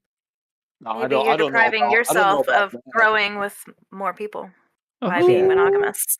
Or I'm just torturing myself unnecessarily. That could be the other option. There's the thing in your brain that makes you desire sex and that makes sex feels better actually gets lit up more when you have more than one partner. This is like scientifically known. This is why people that's why people who cheat tend to do it a lot, because there's a much bigger satisfaction like neurochemically when you have sex with somebody that's not like the same person over and over again. So what you're saying is like, I'm gonna be more ambivalent. No, I am definitely less ambivalent. I don't care if I had sex 3 times that day. If the woman, my wife and I see comes over that night, I'm having sex and I'm happy about it. Like, oh guys, I don't want to have a threesome. I already had sex today. No, that's never happened to me. So I just think that it makes sense in theory, the way you're saying it, but it doesn't bear out in reality, and even like science backs up why it's not working out that way. It all depends on his sex drive. If he has a high sex drive, then it's an issue. If he has a very low sex drive, then yeah, that could play. But then it'd be the same. It would be the same? Why would it be the same? No, if he has a very low sex drive, then like he's going to be less interested in having sex multiple times a day or whatever. If he has a very high sex drive, I have friends who have very high sex drives. They'll fuck like 20 I'm times saying a the day. bump would be the same, right? If you have a low sex drive, but you have more than one partner, when you have sex with somebody who's not your primary partner, you're still going to get that bump in sex drive that our brain gives us from having sex with somebody who's like outside of our typical sex partner. Yeah, that's because you're stimulated by novelty, and so am I, by the way. So sure. I don't say that. But that doesn't make it less true. Not everyone is though. Like there's some people who are not nearly as Sure, stimulated this by is like a novelty. broad biological thing. Some people are weirdos, but like I'm not gonna make prescriptions based on like the super weird goofball who's like, I had sex with somebody who's not my primary partner, and now I'm like beat. It's not an anomaly. Like there's a whole bunch of people. It's not like 1% or 5%. They're just not really that stimulated by novelty. They might be stimulated by it a little bit, but not nearly as much as, for example, you and I would be. And there's some people who are probably stimulated by novelty even more than you and I are, right? It just really has to do with your brain chemistry. Like, for example, why It's is it not that the some idea people of novelty, though. It is a biochemical response that we have. But not everyone gets that strong response. Why is it that some people can gamble a few times and like never get addicted, and some people they play poker? I mean, sorry, they play whatever blackjack and they become gambling addicts. Why is it that some people can touch alcohol and have no issues? Some people when they drink they become alcoholics. Like everyone's brain chemistry is different. It's not like a universal thing where it's like everyone is hardcore wired by novelty. That's not a universal But I'm saying thing. you're calling it novelty like it's just this idea that makes it like this. But I'm saying that there is a part of our brains that makes sex more like you typically people are going to have like stronger orgasms, and there's going to be a greater level of excitement because of the kinds of chemicals that our brains release when we're having sex with somebody who's new or who just isn't our primary sexual I think maybe partner. more for men. Maybe that's true more for men. I can't speak for I haven't all seen women. evidence of that when I've seen sex experts talk about this. They've never said for men. But so anyways, maybe. Finishing my thought. Wouldn't even apply. Oh, sorry. Go ahead. My thought is that for me, typically, and then I know this is anecdotal, but for every woman that I've ever talked to, for the most, I can't even think of one that hasn't agreed with me on this. And I've talked to a lot of women. The more that you have sex with the same person and the more comfortable that you become, the stronger the orgasm. Because for women, a lot of sex is mental as well as physical. But to get in that mental headspace with somebody, it does tend to take time. I don't think that would be very true for most females. What you're describing as being with women, I experience too, and I think that it's just something men are completely unaware of because I think men just find it easier to have sex without ever thinking about that, but I think it still exists. I think that there's probably a pretty big difference in the variance between women that choose to have multiple partners than the women that you're talking to probably don't. Repeat that. I said you're probably going to see a bigger swing towards women that are more in line with what I'm talking about, who are the ones who are choosing to have multiple sexual partners, though. Yeah. Which is a small percent, or that's a small percentage of women. Very small percentage. Sure, it's a small percentage of people. I thought you said that it was biochemical for everyone. A small percentage of people that are polyamorous. Oh, so it's biochemical for a small percentage of people. Got you. No, that makes more sense. No. I'm saying that you're probably going to see this. You're saying that the sex is better the longer that, like, the more you have time and comfort, all that. Sure, but you're still getting those brain chemicals when you have some sex with somebody who's new. Yeah, everyone does. Right. Yes. But you were specifically saying with new partners. I'm saying I disagree. I'm saying that you'll probably find women that are polyamorous are going to be less likely to be the ones that say, I need to be with somebody for a really long time to have really good sex. I'm not even saying either that or they would be. These are separate things. Either that or they'll just be very sexually unsatisfied and they won't understand why they're having a dysfunction in their sex life. And not to mention how many women fake orgasms too. Yes, that could be. Well, we were talking about that could be anyone, and I'm giving you a specific reason because they are like that and they're in a poly relationship. And I don't think that most people are self-aware enough to actually know, like, to that level, like what's going on. You would, for you to be aware of that being the case of why you're having sexual dysfunction, you would have had to have lived both lifestyles and thought about it very deeply and maybe gone to therapy. I have sex with other girls and I have my girlfriend. I definitely have way better sex and way better orgasms with my girlfriend. It's not even close.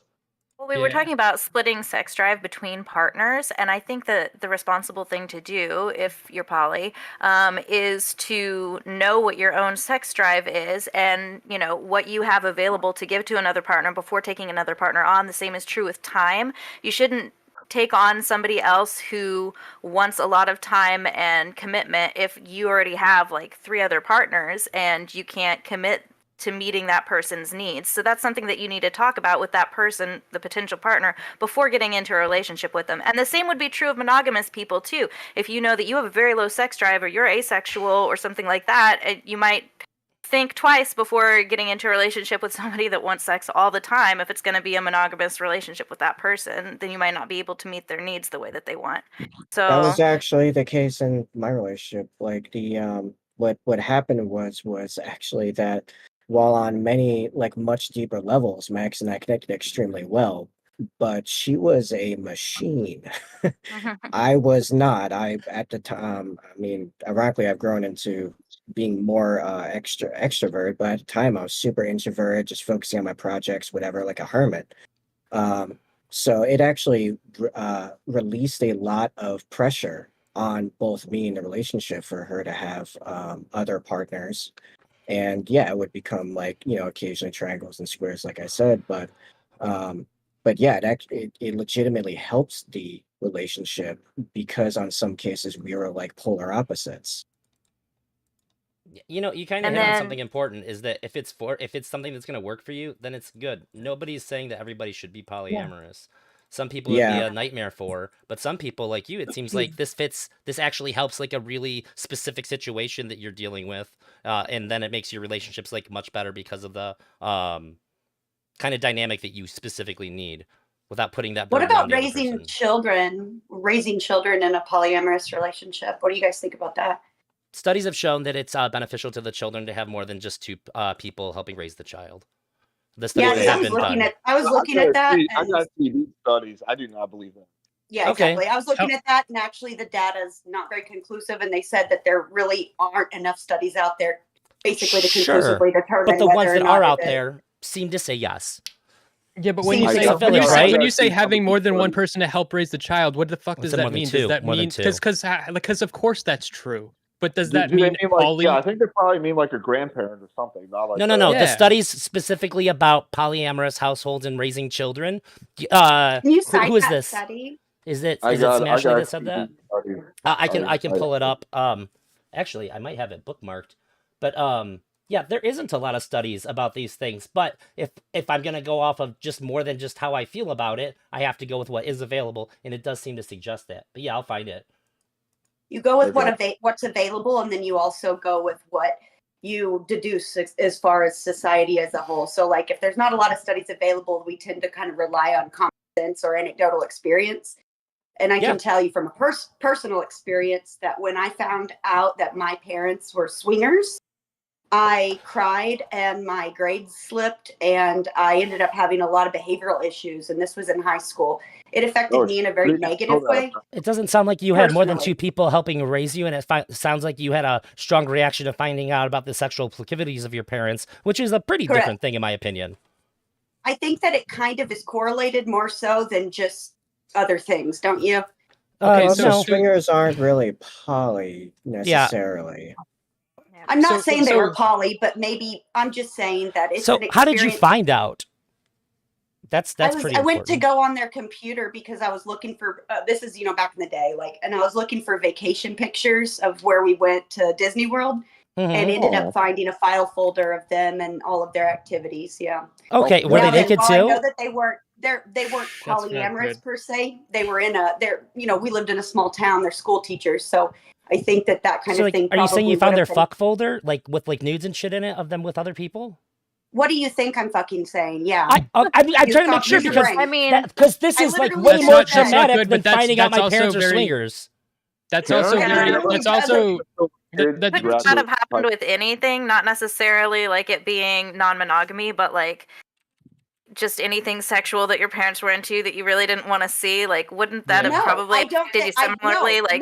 No. Okay, well, we know that can fuck kids up. Or BDSM or no? Yeah, let me answer that. BDSM let me answer that. What specifically bothered me was that it was with other people, and some of them were parents of people I went to school with, and it was very disturbing to me. There's a lot of factors at play here that are not specific to polyamory. So I can tell you, I'm a parent, there are, and we talked to my kid about it when they were like 7 or 8. It's a nuanced subject, correct? Yeah, but most of the time, I can't imagine anybody suggesting going, hey, the way your kids should find out about it is by finding your fuck folder where they can see you fucking their friends' parents. No, I don't That's think that would be crazy. at all. That makes I it would say worse that for this is sure. probably going to be a traumatic thing. The way that we told my kid about it is when they were fairly young and said, hey, you know how like sometimes people date each other? Well, it's not always just two people, and sometimes there's additional people that are in the mix, and they ended up meeting several of our girlfriends. My kid's totally cool with it. My kid's initial reaction was, I think that's cool. And they've had nothing but positive experiences with these people, and anybody who's been around my kid knew about my kid in advance, and they were fucking awesome to my kid. This is a good way to bring this into your kid's life. The way that it happened for you is fucked up. Like, your parents are super irresponsible allowing you to have the chance of finding that. I would never condone that. I'm assuming your kid is a boy, right? My kid is a trans boy, yeah. Oh, okay. Interesting. How old is he? 15. And do you guys raise him together collectively in your polyamorous home? So it's me and my wife. My wife is not my kid's mom. I got my kid full time. And so, I mean, when we have had a long-term partner at times living with us, yeah, of course. The other person was very much seen as a parental figure. And like they could see like, hey, you need to if they're the ones who's home, like, all right, go do your chores and do your homework and stuff like that. And it was always very fluid. Elder, do you think that maybe because your kid is trans, though, he's more likely to be open-minded to something like that? I have no idea, to be honest. I don't know how much that that comes into play, because it seems like that was around like age like 13 when I didn't have my kid full time, where these ideas sort of like formed. And like when they were like 8, none of like gender identity things were really like at the forefront, or like even like it just wasn't, as far as I could tell, a thing yet. So it seems like I have a lot of confidence in the way that we approached my kid about it. We sat down, had a talk with my kid, like we talked directly to them. I would see if agree they with had any that. questions. Yeah, I would agree with that. The approach probably plays a huge role. I would also venture to say that gender probably plays at least somewhat of a role. I think that for boys, like it's like, oh yeah, dad has multiple girls that he fucks. It's like sounds pretty cool almost. Versus for a girl, I don't know, they might take a different spin on that, especially if Well, they're I like think when 13, he 14. says trans boy, like this was a biologically born female. Is that correct? Yes, correct. But she, must have had the mind of a guy, hence the transition. So therefore, I would just put her in like the boy category. Yeah, I'm not really sure. Like, to me, like the way I think is like they're 15. I don't really care if they want to try to figure out their identity and all that. It's perfect time to do it. It's not really for me to figure out. They can. At least there's no jobs at stake or anything like that. Let them figure it out. It's not. I can't. I can never know any of that shit. I have no clue.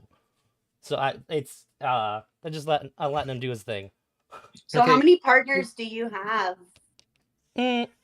At the moment, we're just like seeing somebody. We don't have like, nothing's really been defined yet. So like we're hanging out with and sleeping with a woman right now. That's about it. But we've don't had let them like, live-in interrogate you. partners. Don't let them don't do this to Drazi. What are you guys doing to me? Why not? All right. Well, okay. So it's less loaded because the way that Smashy, the way that the situation you described is loaded with a lot of like other like shit that could have been like made it a lot worse. So another example that we all like know is a thing.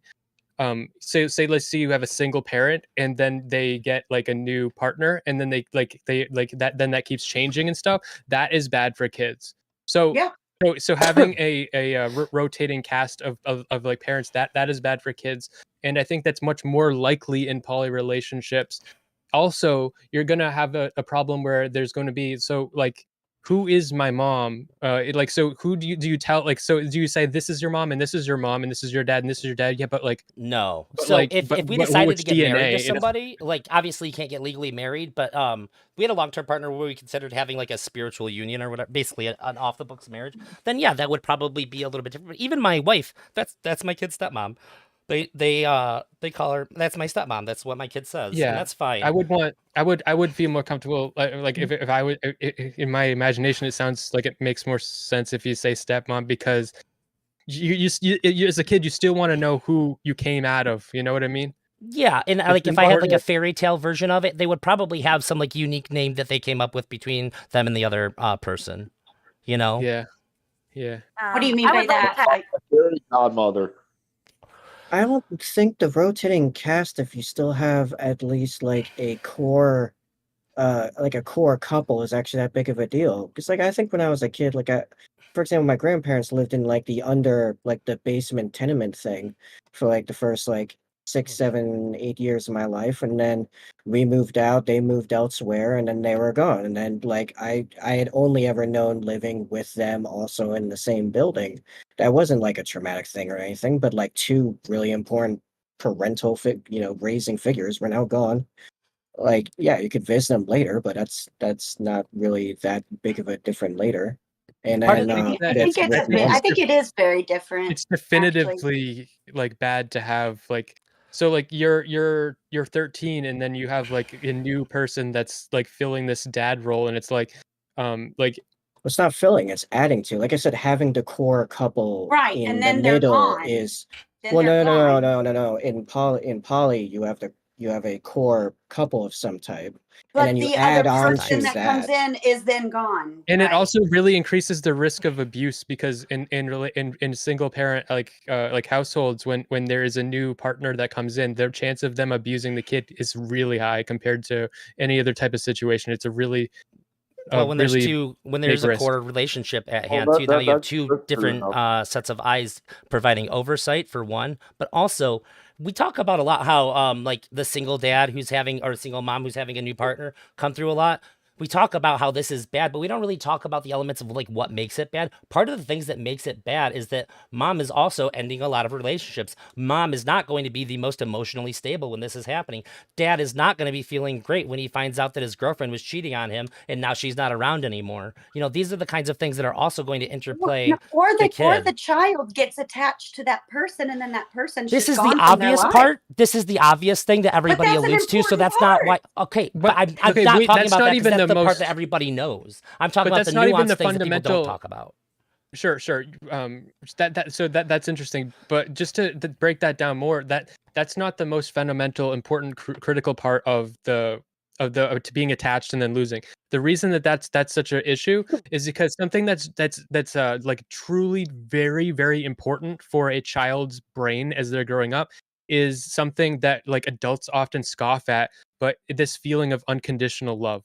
And a child has to believe that the love that they receive is unconditional.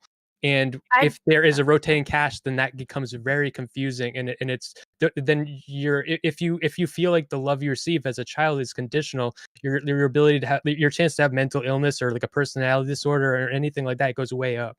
Yeah, I That's think all the things I it. said contribute to the main parent who's around the kid all the time being able to provide that as well. Sorry, Jess, go ahead. I disagree with the idea that poly people are more likely to have more people coming in and out of their lives, because a lot of monogamous relationships, like those don't work out either. And I mean, to me, it's kind of like conflating being like bi or pan with, oh, well, they're going to have, a ton more partners, because like to me, that's just not been my experience. Really, polyamory only means that you have two or more partners simultaneously, not that you have a huge rotating cast of people coming in and out. That has not been my experience at all. I've had like 3 partners in the span of 15 years. So that's great. But would you not say that if even monogamous relationships are, and we all see what's going on, like people break up, get back together, break up, that if there's 3, 2, 4, 5 people, that it might happen more? I think that I wouldn't say that it would necessarily happen more. Like I can see, like within monogamy, people breaking up and like moving up through people sometimes more frequently than polyamorous people do. And not everybody introduces their kids to every partner that they have. That's right. That's yeah. really I was under the assumption that this polyamorous relationship would typically be like, if it's a marriage or relationship, right, that you guys would all be together like kind of all the time or most of the time. Well, how often? Hold on. For me and specifically, I'm divorced, and I've dated or fucked plenty of dudes since my divorce, right? My kids have never seen any of them. Yeah. How often Yeah. is a poly, like somebody that you're dating, how often are they going to be escalated to somebody that's like a marriage type position to you that you like want to move in, that you want to So far, introduce it's to your been kids? 6. That's, yeah, So that's far, not it's been necessarily 6 something that would years. happen all the time For me, for. it's been 6 years, and none of them have met my kids or moved in. Yeah, but I feel Yeah, you. yeah. And I mean, the same is true with poly people. Like, not every single person you're dating, even if there's more people that you're dating, like, let's say it's taken you a long time to find somebody that you want to be with forever or whatever, that's not necessarily people you're going to introduce to your kids. It would, so, Yeah. yeah. Wait, Poly has the same Fair like enough. Fair enough. tiers of relationships. Sorry, guys. I didn't Yes, mean to if you cut you take off. 1,000 monogamous couples and 1,000 poly couples, you don't think the average body count for the poly couples will be at least a bit higher than the monogamous couples? Yeah, Um, from the personality types that often I mean, like veer towards poly. They're more Well, open to let's let experience her and answer. temperament. I mean, I just think it's Um, obviously correct. Yes, this is like math, right? I don't know, within poly, I would say not necessarily. Within other types of ethical non-monogamy, sure. But I know that like there's specifically like there's a large number of asexual people and stuff that do tend to go towards polyamory because like it allows their partners to like have another partner and they don't necessarily.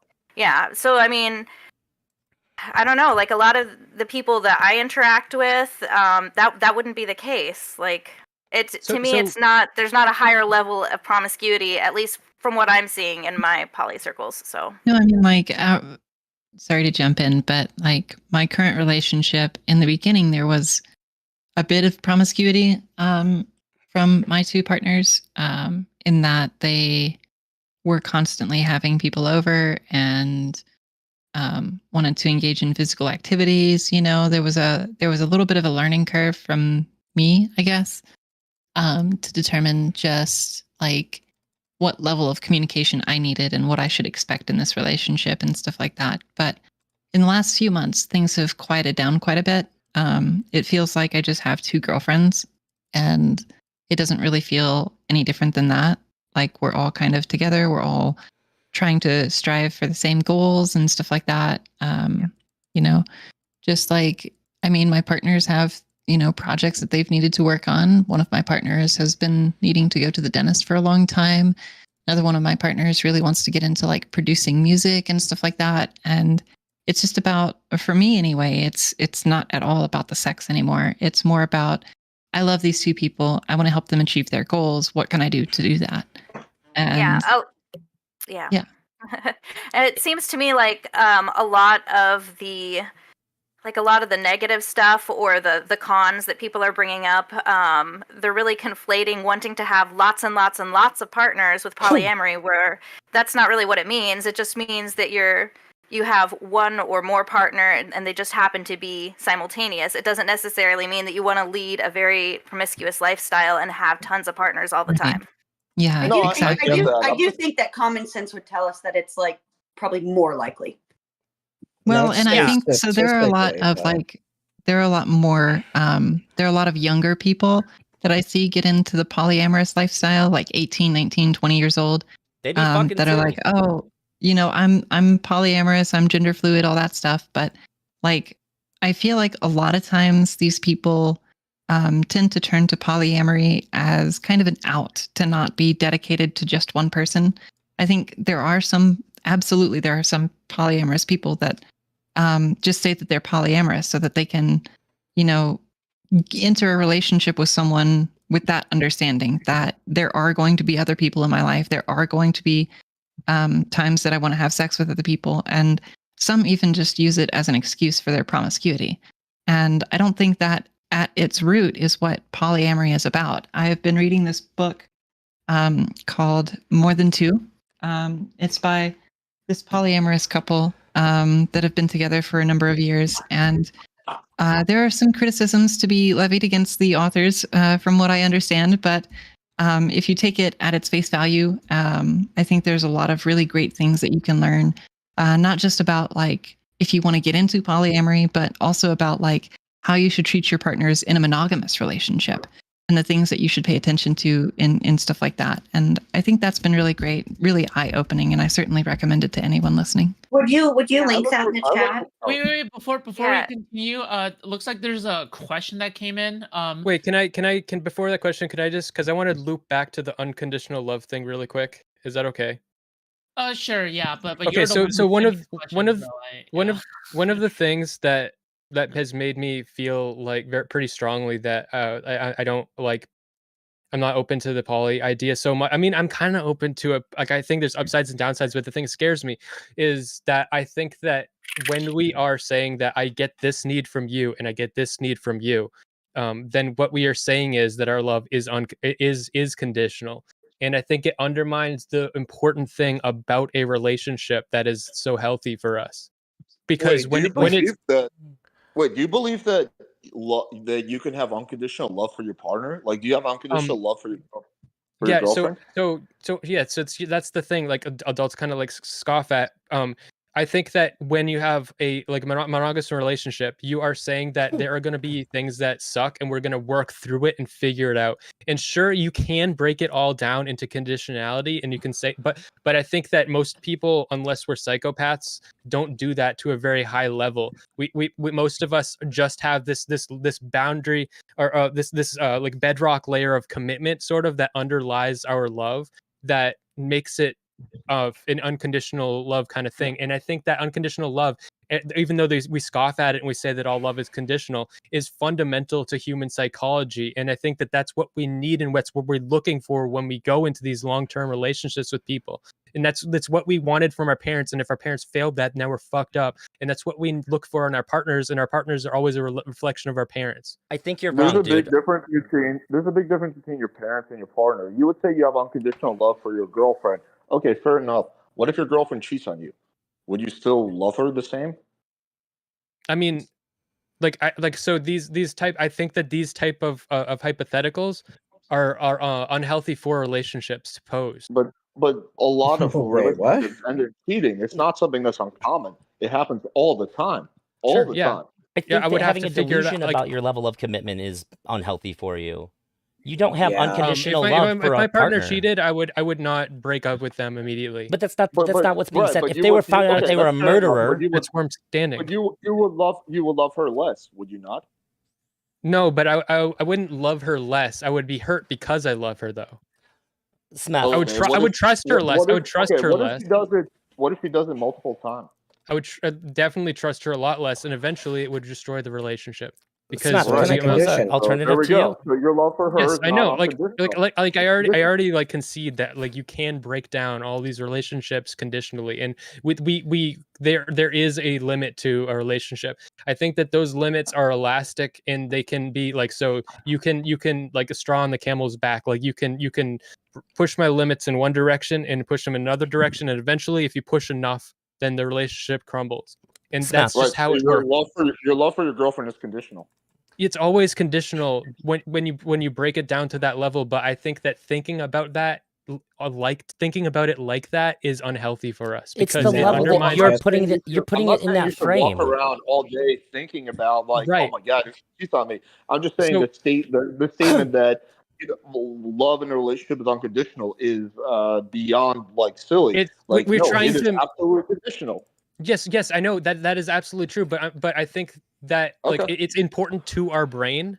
Like it's important to our brain to believe in unconditional love, and to not believe in it puts us into a psychosis that makes us feel like we're like constantly abandoned and everything. More and more that you think like that, the more and more like in peril your brain is. I think the only unconditional love I have is for my kids.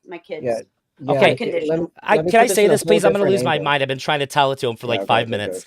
You don't want unconditional love. What you want is specially conditioned love. You want somebody to treat you as though they have unconditional love for you, in knowing that the conditions that would be normally a deal breaker in other types of relationships are going to be able to be exceeded because of their love for you. You want to know that if you fuck up, that this isn't going to be an immediate deal breaker. I think that it is actually impossible to have unconditional love for a human. You can unconditionally love your dog because your dog is not an agent. If your dog does something bad, you go, that's a dog. They didn't know what they were doing. But, do you but your unconditionally girlfriend love your knows kid? what she's doing. What about your kid? No. So I've said this before. I've said this. No, I treat my kid as though they are because I don't think that my kid is going to end up being like an insane serial race killer. Okay. But what if they are? What if they are? Then we don't though. Are you kidding me? Oh my God. No, I would still love my kid. No, Okay, I would still have like remnant feelings for sure, but they would be radically different in how I would treat and engage from that point on. Would be radically different outside of my control. Unconditional love. When we say unconditional love, it means I'm going to give you the same amount of love no matter what you do. What if your fucking dog started just eating other people's dogs? Yeah, I do. I would immediately think, what did these other people's fucking dogs do to my dog? Jeffrey Dahmer. Why is my dog doing that? Probably would have You love your dog more than your kid. Noted. Jeffrey Dahmer would have. I love my dog the differently. likelihood of Jeffrey Dahmer becoming a serial killer would have dramatically been lower if he received unconditional love. Everybody's life would be different if we had the impossible condition of many unconditional things love. that played a role there. It was his fucking genetics. It was his, I'm sure it was his upbringing. It was all the fucking his childhood where he was probably bullied and shit. I think there was a lot of factors. Well, he also had a really fucked up mom, but yeah. Let me put this in a completely different angle, though. Typically, there's multiple things that cause a serial killer, but I do sort of agree with Elder. Yeah, you have much more unconditional love for your kids and your parents, but I think that for a lot of people, there is somewhat of a limit. Typically, that limit is like murder or something like that, right? It's not like whatever, something more minor. And I do agree with what he said about like with a partner, you do want to sort of treat them. It's like special condition. Like, yes, you'll make exceptions for them that you won't make for other people. But I know that, for example, my love for my girlfriend, her love for me is conditional. If I hit her, she will not love me nearly as much. If I cheat on her, if I, lie to her, and it goes the same way. If she cheats on me, if she lies to me, if she does any one of the, things that I find, unacceptable, right? Because then she's no longer the person that I fell in love with anyway. But that's hurtful because I think that really, geez. But I think that like for me, when I think about my partners, I don't want to cheat on them and I don't want to hit them, not because I don't want them to stop loving me, but I think that because I actually care about them and I don't want to hurt them. So me cheating on me when I see the pretty girl and I'm like, oh, what about a poly relationship? I like that. I don't want to hurt my partner. I don't because like what if maybe I could convince a partner to go into a poly relationship or let me like fuck around or anything. But I'm like, but that might hurt them, and it's not that I don't want to undermine their love for me and like ruin the conditionality of our relationship. It's that I actually don't want to hurt them. And when you're thinking about each other in terms of actually what's beneficial for the other because you care, that's the healthy place. Do you where think you can that's how it grow and happens? you feel. Yeah. Do you think that somebody convinces the other person? When you are making ultimatums all the time, if you make all these conditions explicit, that's unhealthy. Yeah, I said you should treat them like it's unconditional. Do you really think my girlfriend's like, hey, babe, if you ever punch me in the face, I'm going to love you less? Like, do you think that's actually something that's made explicit? No, it's usually like, would you still love me if I was a worm?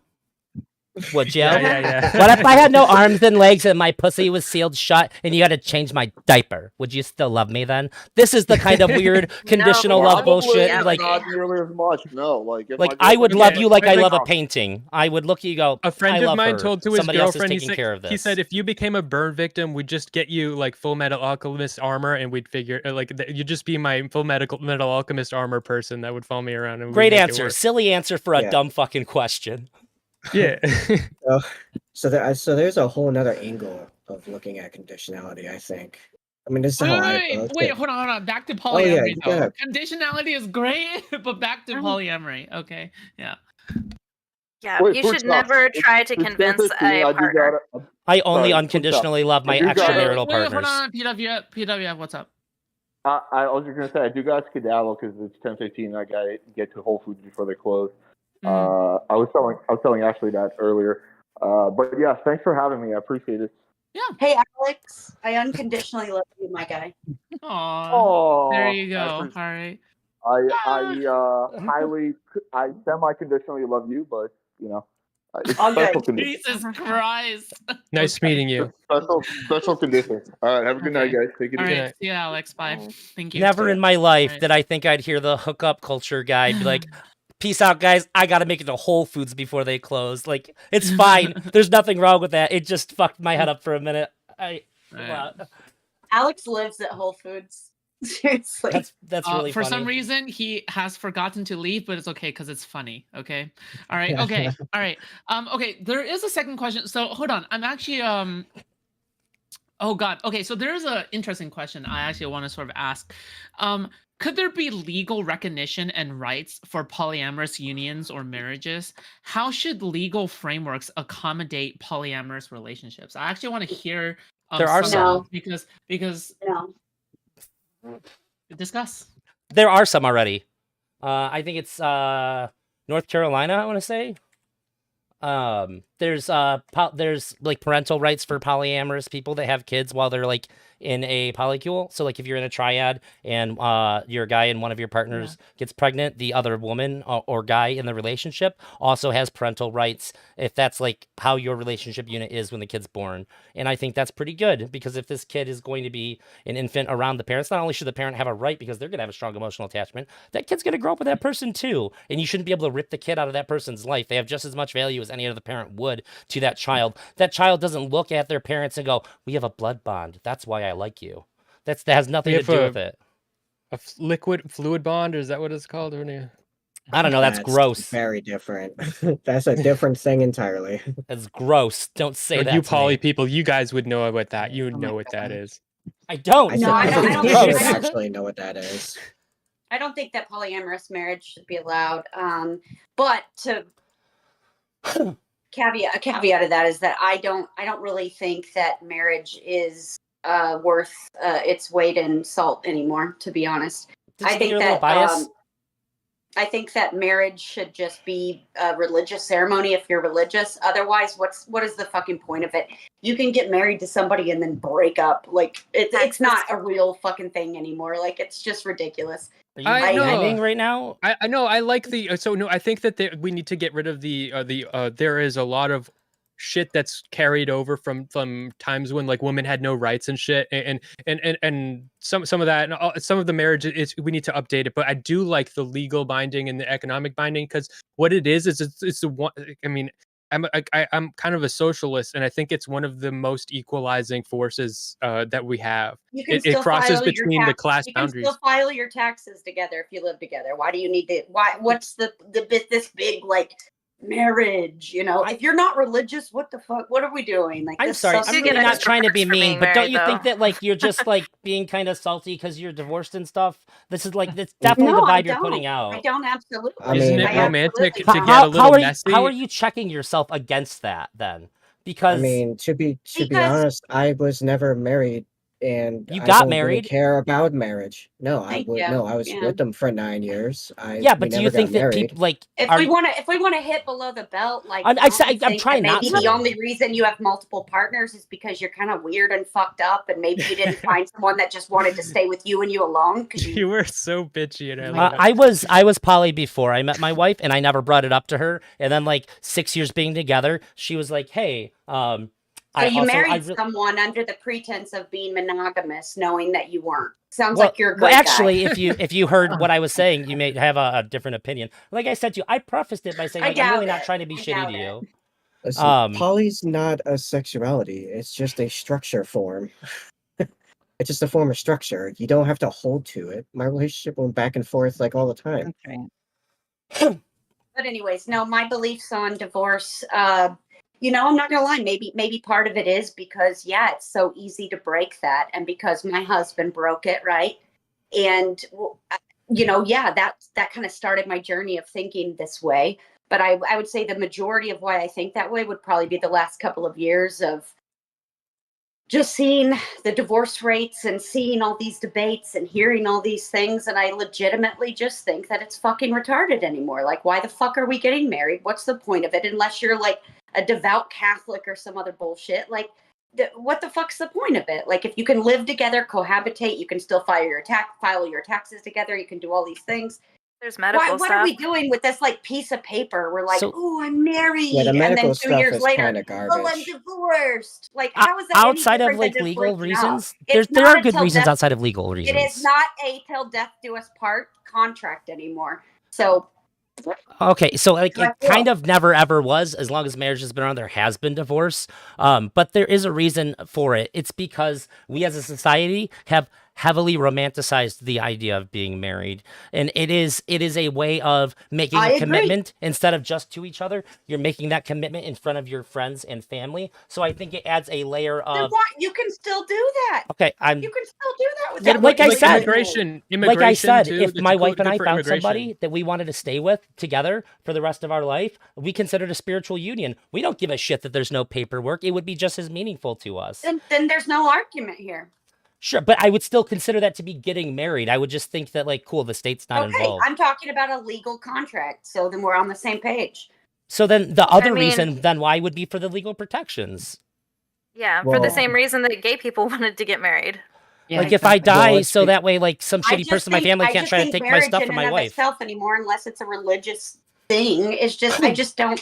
I just think I just don't get it anymore. Like, what's the point if there's actually no repercussions, like real repercussions? Did you get for married breaking because up? of God? No, and that's one of the reasons. Like I said, I can see why you say that, and that's what started my thinking this way. Exactly. I'm not religious. I'm not a Christian, so no, I did not.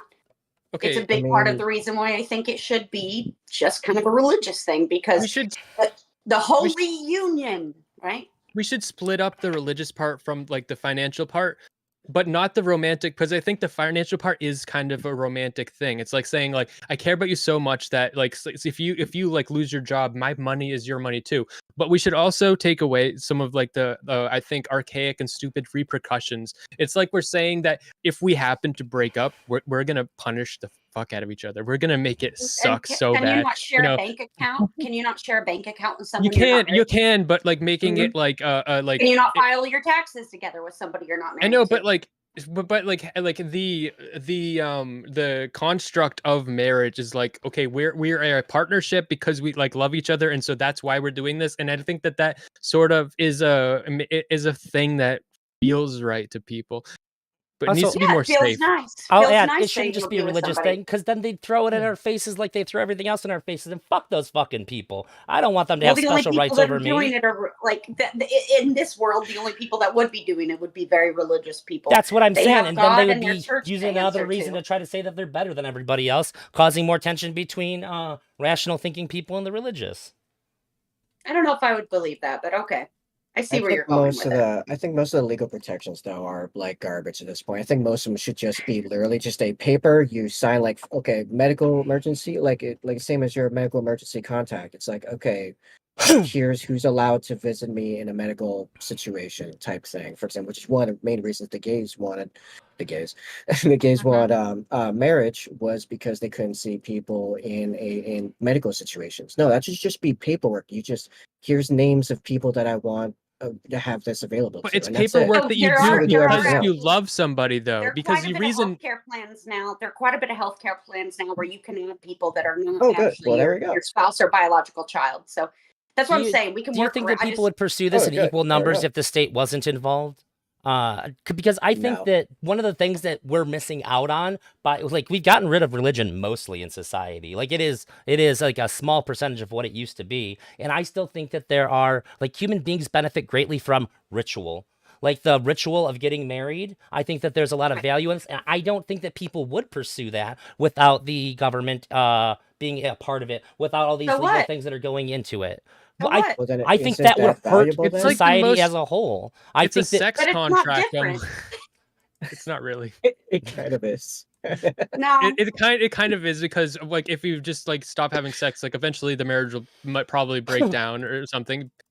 But it's not really. But it's just it's a legal thing that you do because you love somebody. You want Right. If I'm gonna be a vegetable, it's like you're my partner. If I'm a vegetable, I want you to talk to the doctors. so you're I saying want that you're going to marry somebody, but worst case scenario, like you want to have that contract so that they're legally bound to like take care of you. That doesn't sound like you really know and love them enough to enter this lifelong commitment with someone, right? No. It's not. I'm not trying to force them to do something. I'm saying that if I'm a vegetable, like you're allowed to make medical decisions for me. I want it to be you. I don't want it to be my fucking uncle who You hates can me. still sign someone to be your I know, but I'm just saying that it's that, but it's because you love them, and it's that makes it sexy and romantic. Does Yeah, anybody right. disagree with the value of the ritual of the marriage? Because I think it's not just illegal. I think it's this like I don't either. it's That's like what a I'm saying, pseudo just do like the ritual. spiritual thing. There you go. When you're in front of Agreed. all your friends and family and you're making this commitment, it's like we talk about rites of passage as like a vague idea. It's like that, and it's like purest form. Everybody that you cares about you, everybody that cares about them are watching you. Have a ritual, marry 10 people, marry the same sex, marry anybody. Who fucking cares? Like, I'm just saying marriage in and of itself is just a societal construct, and now legally, like it's just stupid to me. It's stupid anymore. To do it legally. What you're saying is like I'm giving the government paperwork showing that they can control what the fuck I'm doing. Sorry, I'm derailing this conversation. I feel like my apologies. That's just my feelings on it. It's interesting. No, you're good. I think that both of those elements have validity to them. I think that what Smith is saying is good, but I just think that I wish people valued more like ritual in life, because like a lot of people think the best day of their life was their wedding day, and it's not just because they said I do to the person that they care about. It was the whole ritual of it.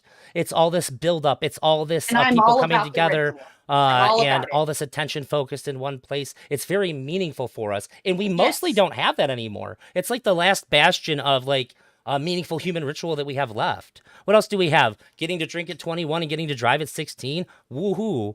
These things can't compete. Renting a car when you're 25. Don't forget that one. That's a doozy. I didn't even know about that one. Imagine being able to afford to rent a car when you're 25. I rented a car on Turo app once. It was sweet because it was a Tesla, but otherwise. I'm about to rent a car because I hit a deer last week. Oh, shit.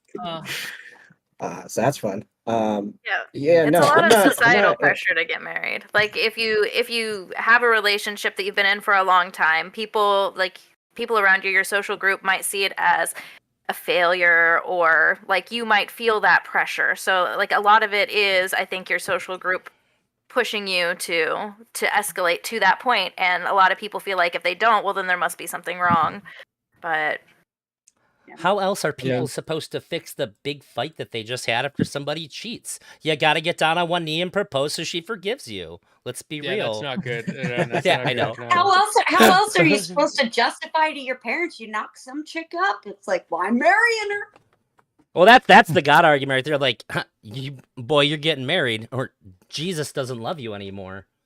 True, Father. Like I said, again, a societal construct. I think society also feels that way. People that even aren't religious feel that way. Like, well, you should be married and have kids, right? Sure. I think it's scarier if you think God hates you than your neighbors hate you, but I think some of that's actually a holdover of old times when we had to keep dynasties going based on heritage. So we had to make sure like we didn't have kids out of wedlock, because it would throw off the dynasty. That was a thing for thousands of years over most of the planet. So like that's kind of where a lot of that came from. Well, I think a lot of it came from wanting to lock down a person and like secure a bloodline. And with the rates of cheating and people having children with people that aren't actually the bloodline of their husband or whatever, like I just think it's kind of archaic. It was also really good for creating like treaties and like really large like mercantile contracts and stuff too. Like we're gonna marry you into the family. That's how strong this contract is gonna be. It still does that for immigration. Yes, exactly. So, consider that polyamory is the default relationship status of human beings. Before monogamy is an agreement between two people. Lack of that agreement, you're polyamorous. You're not limited to the amount of people you can have I personally just feel like there would be so much jealousy and uneven amounts of attention and love spent on the other partner. I just don't. I couldn't imagine. So I don't think it's for being everybody. If you have those kinds of Right. feelings, you shouldn't do it. And also, it's almost certainly Right. the case that when you meet somebody new, they're going to get some extra special attention. You're going to be really excited. This thing is new. Like you can get anything new car, new video game, new whatever. You're going to be excited. You're going to want to talk about it. You're going to want to engage with the thing, however the thing gets engaged with, whether this be a person, whether it be like a toy or a car, whatever, new job.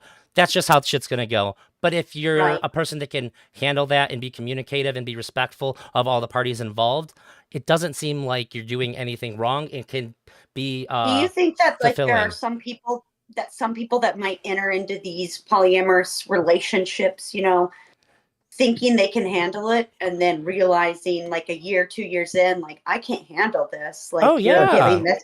For sure. I know some But people that's that think also they can taking handle advantage. a monogamous relationship. They're like, "Oh my god, I made the biggest mistake of my entire life. I gave him my but youth." I'd go out on a branch here and say that it might happen a little bit more in polyamorous, that aspect of it, that the jealousy aspect of it. Well, there's just so much more to not be able to handle because Jealousy exists in all relationships, and the book that I referenced earlier, More Than Two, talks about that. Jealousy in all its different forms and how best to handle it. Are we at the jealousy portion of this? Because that's one of my favorite parts. relationships can be good for you and they can be bad for you. I think thinking that you can't handle it You can is bring it up. like that is the chance that you're right that you can't handle it, or like it could actually be that your partners are insane and you can't handle them. And like the chance that you're actually going to be able to see through all the bullshit and know actually what's going on, if it's actually you or if it's actually them, or like that's something that people need like to figure out years after like being out of a relationship, to figure out what the fuck was happening the whole time. So I just think there's so much more happening in poly relationships. It's just a very dangerous proposal. Well, I that's think a lot of the why things you my need to make a opening- successful poly Well, relationship, you need in a regular relationship too. Who do you guys think is the biggest demographic of like types of people that enter into these polyamorous relationships? Right? Jews. Like, and what I mean by that is, I have no trans idea. people. Hold on. What I Wait. like D&D players. what I mean by that. Oh, what no. I mean. Actually, Discord mods. What I also mean that. by that is, do you in your experiences, in your personal experiences, do you tend to see like people, like the younger people who have never even been married or done this, that, or do you tend to see people that have been in long-term monogamous relationships and or marriage? Like, what's your experience with that? Because I'm curious. Like, what the is demographics, as far as Jay's is concerned, is as many different flavors as you can imagine. I swear to God, I can't believe somebody said it, but it's actually true. D&D players is the biggest common denominator amongst polyamorous people by like the biggest fucking margin I've ever seen. That's so funny. It's something we all know in the back of our heads and we just don't talk about, but we see it all the time. No, like honestly, I hear about Really? entire campaigns and the DM, like all the players involved is just one giant poly relationship. Like Really? Yeah. yeah, Well, I hear literally. people that play D&D that talk about having kids just so they can have more people play with them. Yeah, that also happened. That's crazy. Yeah. That's crazy. D&D's a hell of a drug. Yeah.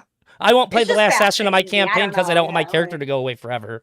It's just like indefinitely on hold. I'm like, no, I'm gonna miss him too much. I'm not pushing to have this meeting.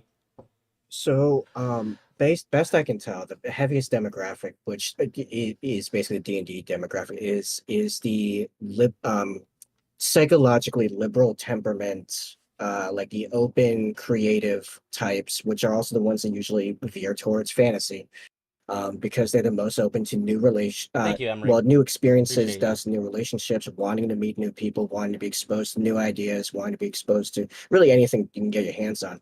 I know with my like the big 5 personality test, for example, like I went through that. I was like I was like a 96 out of 100. Like I am more open to experience than 96 out of like a standard spread of 100 people. So like it was no shock at all that like I was poly a year before I even knew what poly was in that one relationship. Like I got in my relationship when I was 18, never even heard of poly.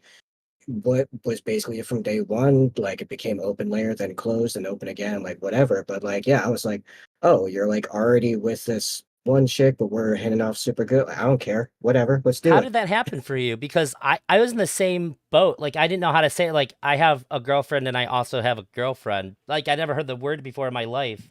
I was just in this weird situation where, like, I was dating somebody and one of my exes were around and they were, like, pretty into each other. And it was just sort of like, should we do this? Yeah, sure, let's do this. And I was like, maybe like 20. Yeah, pretty much it. It was just like, this is happening now. Yeah, okay, I'm fine with that. How many times have you heard people? Polly want a cracker? No, I just want to fuck her. How many times have you heard somebody say when you talk about polyamory, I didn't even know people could do that?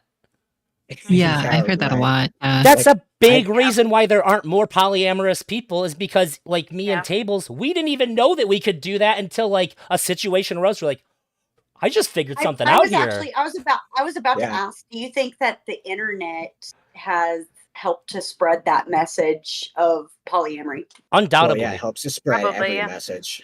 Or that idea. Whatever. I found a really big community on Tumblr. It's like the only thing I ever used Tumblr for. Eventually, the best porn in the entire world filtered its way through my feed because that's what Tumblr was. But like there's a lot of people who just have no idea how to think and feel about it, but are really curious and interested. End up writing for 4 years a relatively successful Twitter blog. Like I had more people on my Twitter blog than on my YouTube and my Twitch for sure. And I would get messages from people. Some people would be like, what the fuck's wrong with you? Why does my boyfriend want to be polyamorous? And blaming me for it somehow, even though they don't read my shit. Or some people are like, hey, can I ask you some questions? And it seems like when people have a really caring and welcoming spot where they can talk about it and ask questions and feel safe doing so, it leads to a deeper interest in it. However, you look at things like Facebook groups. If you're interested in polyamory, don't go to any Facebook polyamory groups. They're the most judgmental, shitty people in the entire fucking world. It's insane. I'm in a bunch of those, yeah. It's crazy. If you're in the wrong type of polyamorous relationship, they're like, no, that's not cool here. Fuck you. Do you see more men or women being open to being involved in these things, or do you feel like it's pretty equal? I feel like it's pretty equal. Women. I feel like I see more women, but I try to imagine. I think that I tell myself that it's probably pretty equal, but it does. I visually see more women being polyamorous. So have you seen many relationships where it's one woman and a few men? Yes, I know some. Yeah. I would be down for that. I'd totally be down for the reverse harem. We got her, boys. Let's go. I was thinking the other day, you know how women in a gangbang, whatever, they'll be in the middle, jerking off a bunch of dicks or whatever. I was thinking, why can't that happen for men, where I'm in the middle and there's go to a pottery thing, and then all the women, and then I'm in the middle. You're on the internet. Smeth, it can. It's super cool. Smeth, if I can do it, look at me. Look at how I fucking look, motherfucker. If I was you can do it too. Yeah, I know I can do it. If I was in a polyamorous relationship, it would definitely be the reverse harem. I would have 2 to 3 men, and they would be my men.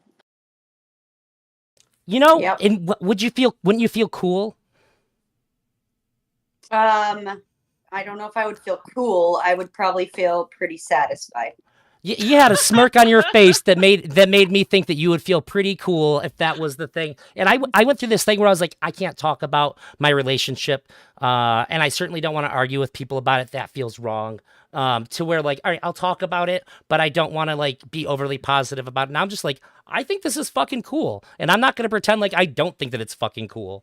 I'm not gonna be shitty and try to flex on people, but I love being polyamorous, and I'm not going to pretend I don't like it. You're cool. And I think that there's I would like to find cycles of acceptance with it.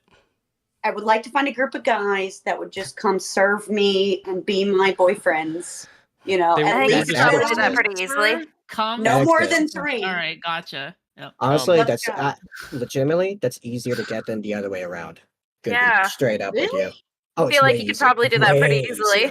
You could have that within 3 weeks if you try. Also, if you play your cards right, if you're not really interested in fucking them, you can make a lucrative career out of just using men as furniture and servants and shit.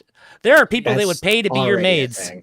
that's very much a thing, really hardcore. Like it's I really cannot big. even. And you have like I'm the gonna kind need of like some- hey, easy to access anger to really pull it off This too. is Just so saying. Yeah, degenerate. yeah. This I'm is gonna actually need some so resources degenerate. after this is over. I'm gonna need some Okay, these resources. poly What- people are this is what she meant when do you think it's the internet? Like they are spreading their lust filled hedonistic Yes. propaganda. She fucking asked, and turning people motherfucker. into fucking they're turning people into sex fiends and And we're they're gonna ruining get everybody's you too, relationships. Smith. Just give us enough I just time. want We're gonna everybody get to you live their too. best life. That would be my best life. Yeah, just Wait, you okay, know. okay. I actually have a question. So I'm wondering, like, let's just say polyamorous relationships become more and more widespread, right? Obviously, it's still like a really niche thing, right? Like overall, like compared to the rest of society, right? But the thing is that like, what if it becomes like this crazy trend where 40% of all relationships become polyamorous? Okay, of all relationships. All right. And then now people have this like massive. Would you say that this is so the question is that I put in, right? Does polyamory contribute or to hinder the pursuit of gender equality in relationships and society as a whole? Because some polyamorous relationships would be 3 people, an odd number or an even number or whatever the heck. So how would that be, even out, or I want an odd number so that they can both fight over me constantly. You can get that too. I think that Yeah. in all relationships, including poly and monogamous, there are going to be power imbalances. And as it is in the patriarchy, like in as cringe of like a term as it is, like there are more often going to be power imbalances like in the male's favor. That's incredible. That's changing and changing as women get more like money. Like women are earning more than men at a certain age and stuff like that. And some of these other things with social expectations, blah blah blah. But I don't think any of that is like in these polycules. There's going to be power imbalances that are related to like sex and like or not. It's just going to be more power imbalances, but it'd be chaotic. It doesn't. It's not going to reinforce one way or the other. The power imbalances in sex. If it's like 2 women and 1 man, the women have all the power there. The man no longer determines when the sex is over. If it's 2 women and 1 That's man, why you I got the want- dick. You got the dick. You make the Yeah, choices. that's If right. they're- And when I'm done, they have somebody else that can keep going with them. Okay. Well, if they want So dick, they have got more. one. They one have more option. power. Well, they See, probably that's also have why a I box want of toys 2 or too. 3 dudes, 2 or 3 dudes. Just all about me, baby. All about me. Yeah. Like you go do it if that's what you want. You gotta go for load it. the load Well, the dicks the whole like purpose- an automatic gun. My whole purpose of being here was to advertise myself for that. So There we go. Mission accomplished. It's a weird introduction for this platform that you're providing for yourself, but all right. The topic. What the fuck is happening? Food shops pimp arc. It's becoming real. No. let's go. Let's go. If you want to join my reverse harem, It's just a harem. Right. You should do. Harem is You should essentially- do it. has my deets. You should do a dating stream where we have men and we have Smashy here, Smashly, and yeah, and we have Smashly and a whole bunch of men who want to join her harem. Let's go. Let's do it. Oh, Join my harem.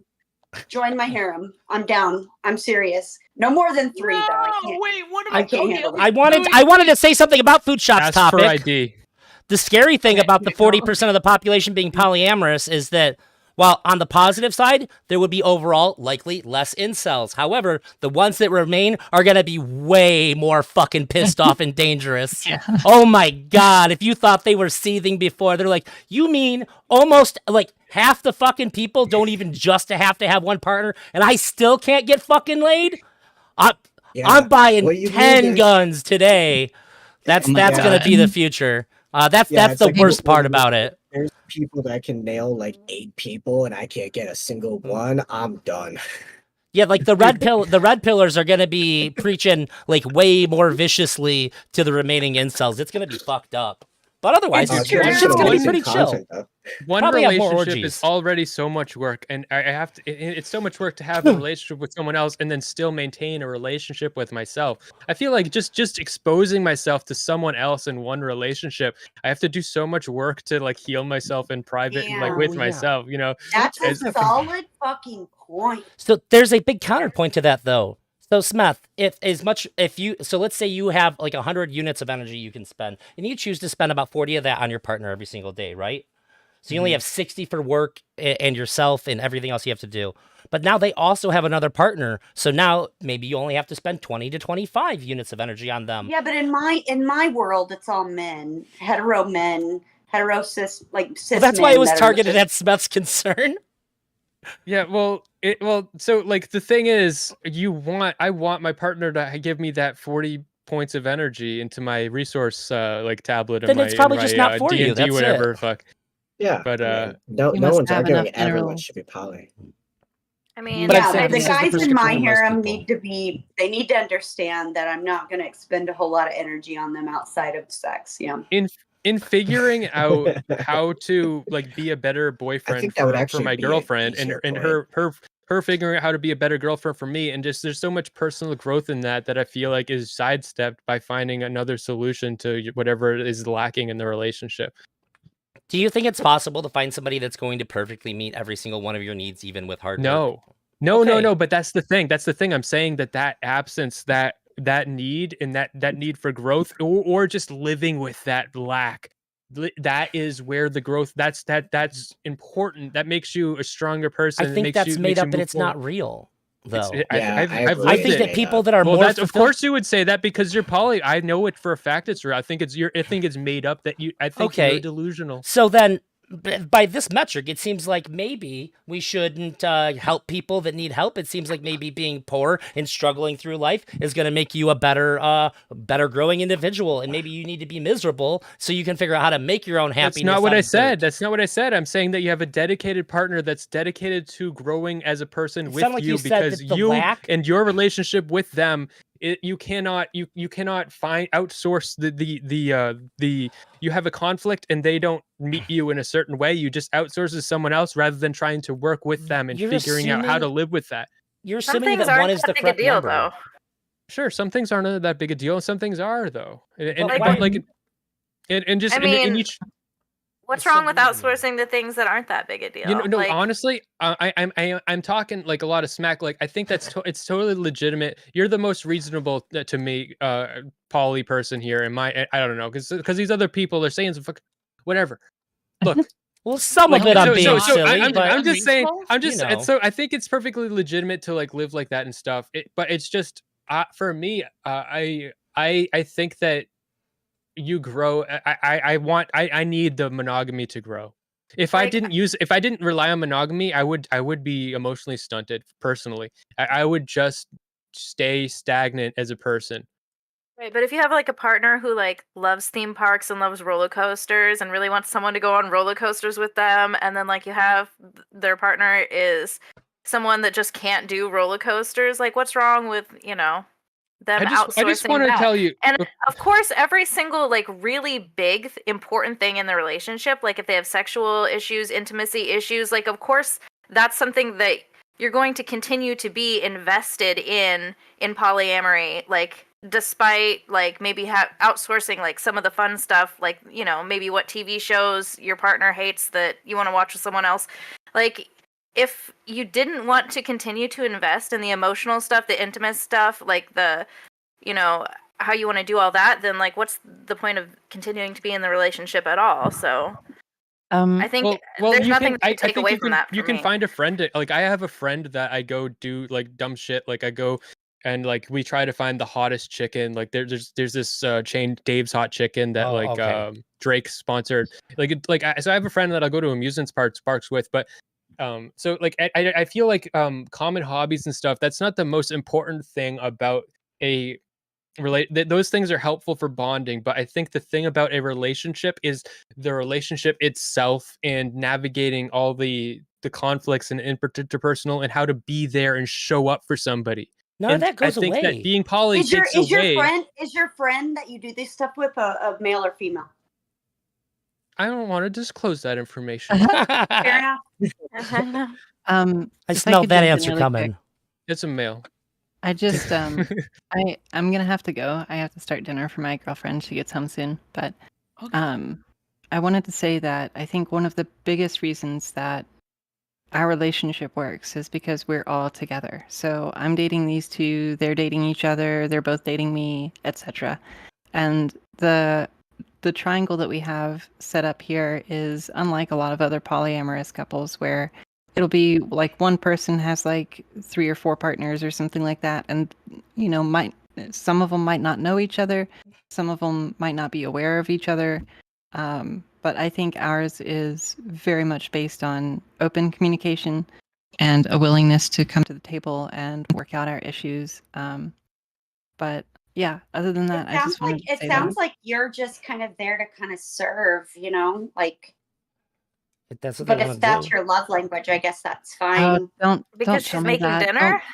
Don't confirm all of my fears. I have some concerns. I have some concerns about your relationship and the Conversation way you've earlier talked about it in the to past. clarify, literally the Yeah. conversation earlier. Yeah.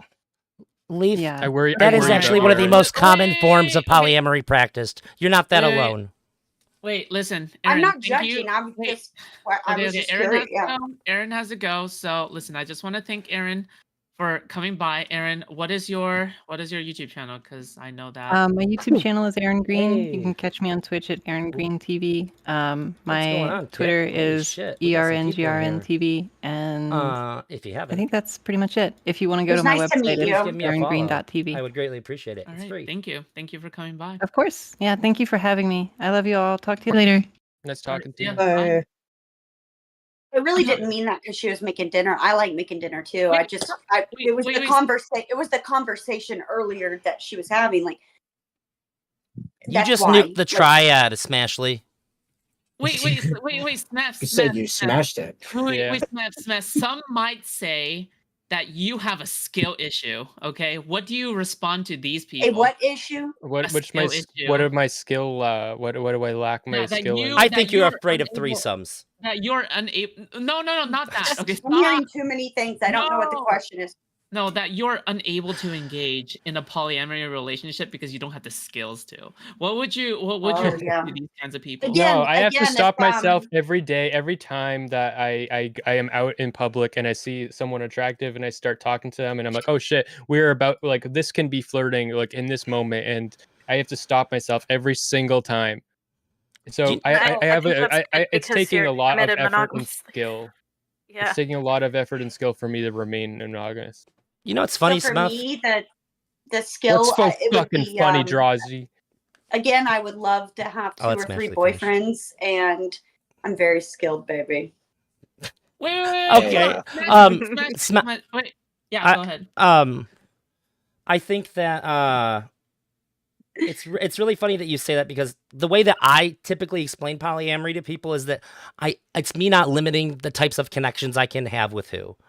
That's basically it. Yes. Is that as I'm moving through life, if there's a potential connection there, I don't have to go, sorry, all the parts of me that think this is interesting and want to explore it more. You're just not allowed to, because people decided that there's certain fucking rules that have to be followed, even though they're all made up. It's all made up. Somebody just said, "Hey, don't do that," and everybody's like, "Okay." But like they're a bunch of fucking robots. Those made up rules are what a relationship is, and I frankly I want Yeah, but we get to make them up. If I want to have somebody who too. will limit themselves, and I want to limit myself for somebody, and I feel like that is the thing that you give up when you don't do poly. I think that's what you're into. Then that's good for you. I think it's healthy. But if you're not into it, like I said for myself, if I actually engaged in poly relationships, like I feel like it would stunt me. I feel like I would stay static or stagnant as a person. I wouldn't grow.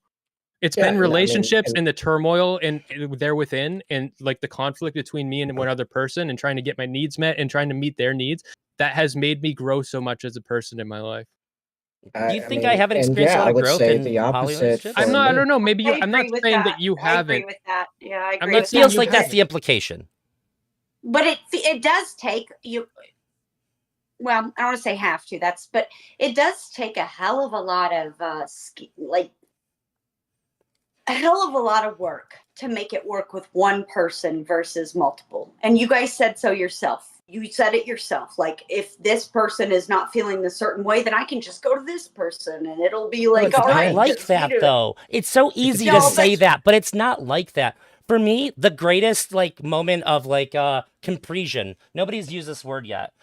There's an emotion called compresion. Yeah, there's a reason nobody's used that word because we don't even know what it means. Yeah, I'm gonna explain it. God damn it! It's when you see somebody that you romantically care about getting their romantic and or sexual needs being met by somebody else, and it feels good. It's like the opposite of jealousy. Is that One like day a I cuck? came home. What? No. No. So I don't one, know. I'm gonna give you the scenario where it was the best for me. I came home from Elder work one Draw, day, you have the and right my to say and my wife was cuddling on the couch with our girlfriend, and they didn't even hear me come in. They were watching a murder documentary because they're fucking degenerates.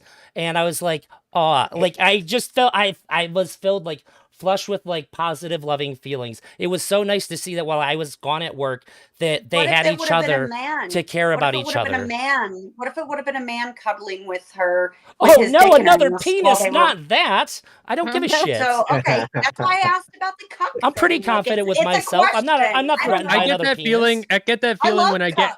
I'm all about cucking. when I really want to really get in my mind and enjoy some cuck porn. I genuinely feel like I feel that feeling, and I feel like just all don't porn feel is like cuck porn. Like you're just sitting there Actually, watching. yeah, That's kind not, of it's is. fine, It yeah, kinda No, it is. isn't. No, Open up no, your it isn't. imagination a little, you know? Just sit in No, a it chair. isn't. Well, yeah, but The there's porn, also the cuck porn I porn. watch, I literally just watch dudes jerking off. Like that's my porn. That's it.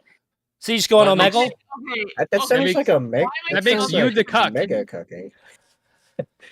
That's meta cucking. When you watch cuck porn, you're getting off to somebody else getting cucked. You're like, yes, I wanna feel the shame of absorbing their shame. There's like GoPro POV porn where it's like you are the person, and then that might be the not cuck porn because Yeah. that's rare. It's hard to find that.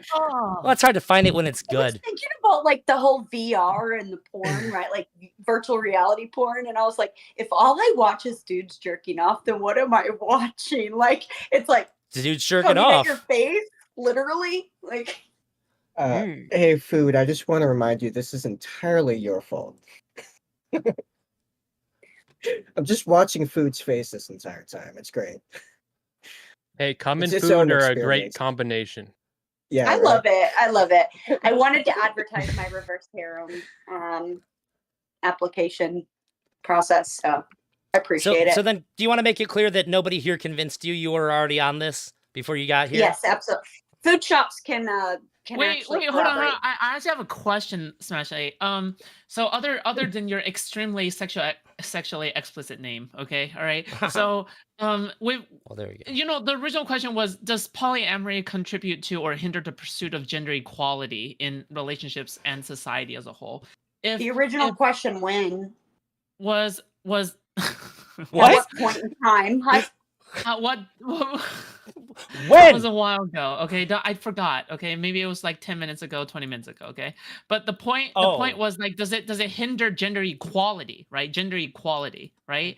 So when we're talking about gender equality, we're talking about overall in society, right? So for example, if you're talking about something along the lines of having two men being subservient to you, right? And then if that is serving as like the standard of something, let's talk about that, right? Let's talk about whether if that's something problematic or not. So what's your thoughts on that, Smash Thing? I think that everybody on this panel confirmed that it would be way easier for me to get a bunch of cuckolded men to serve me than it would be the other way around. That doesn't sound like much equality to me, but I'm okay with it. Women really are would taking over be. the world. You could beat the shit out of them and everything, and they'd pay you. This is a woman's world, and it's not equality. We're taking over. Here we are. Roar.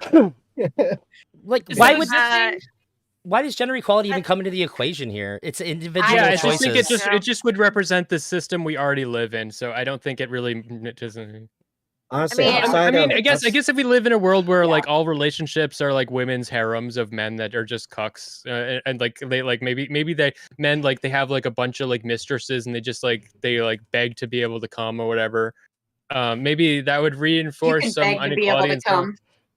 So reverse harems they tend to be more of a specific fetish, though. It's not really like mainstream polyamory, I guess. So it's still polyamory. It's valid. It is, but I would say that, like, looking at the type of people that generally participate in polyamory, they tend to be more liberal, more progressive, more in favor of gender equality. And actually, even people who participate in fetish stuff and like that, it's not necessarily indicative of, you know, not having equal rights in general. Like at the end of the day, like a submissive obviously still has a lot of say in the relationship, even though there's like that power dynamic or whatever. Yeah, that's a whole nother thing, but yeah. I also have a foot fetish. You're dead on that. It's definitely more liberal. Okay. Like imagine how funny it would be to meet a polycule that's all like MAGA hat wearing Catholics. Wait, Also, okay, polyamory is inherently queer, I guess. All right. That in accordance to the. So as far as I'm concerned, like gender equality outside of legal matters, outside of law and legality, I think is like effectively meaningless and doesn't really matter, because once you start trying to apply it in any type of non-legal fashion, you're disrupting people's ability to choose their own lifestyle and how they want to do things. You need to let people figure that out for themselves in their own private lives. I can So I don't help really you care. guys. I can help everyone figure it out. I mean, Get typically this fucking in lady the an social ice pack. dynamics, it's Pose really it- just pose- it's really just playing at power imbalance, because obviously you can't like actually enslave people. So I don't know. I mean, to some extent, it's always going to be a fantasy. I don't know. I believe in my dreams. I'm pursuing them. Okay, what were we talking about?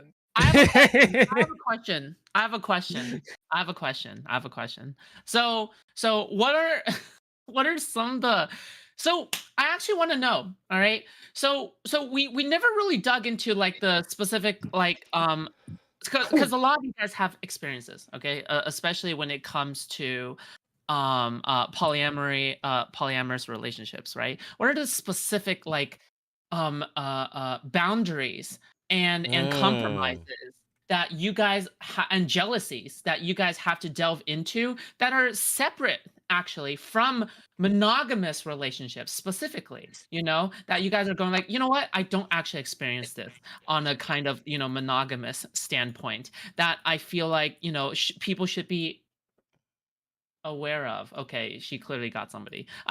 So like she got him.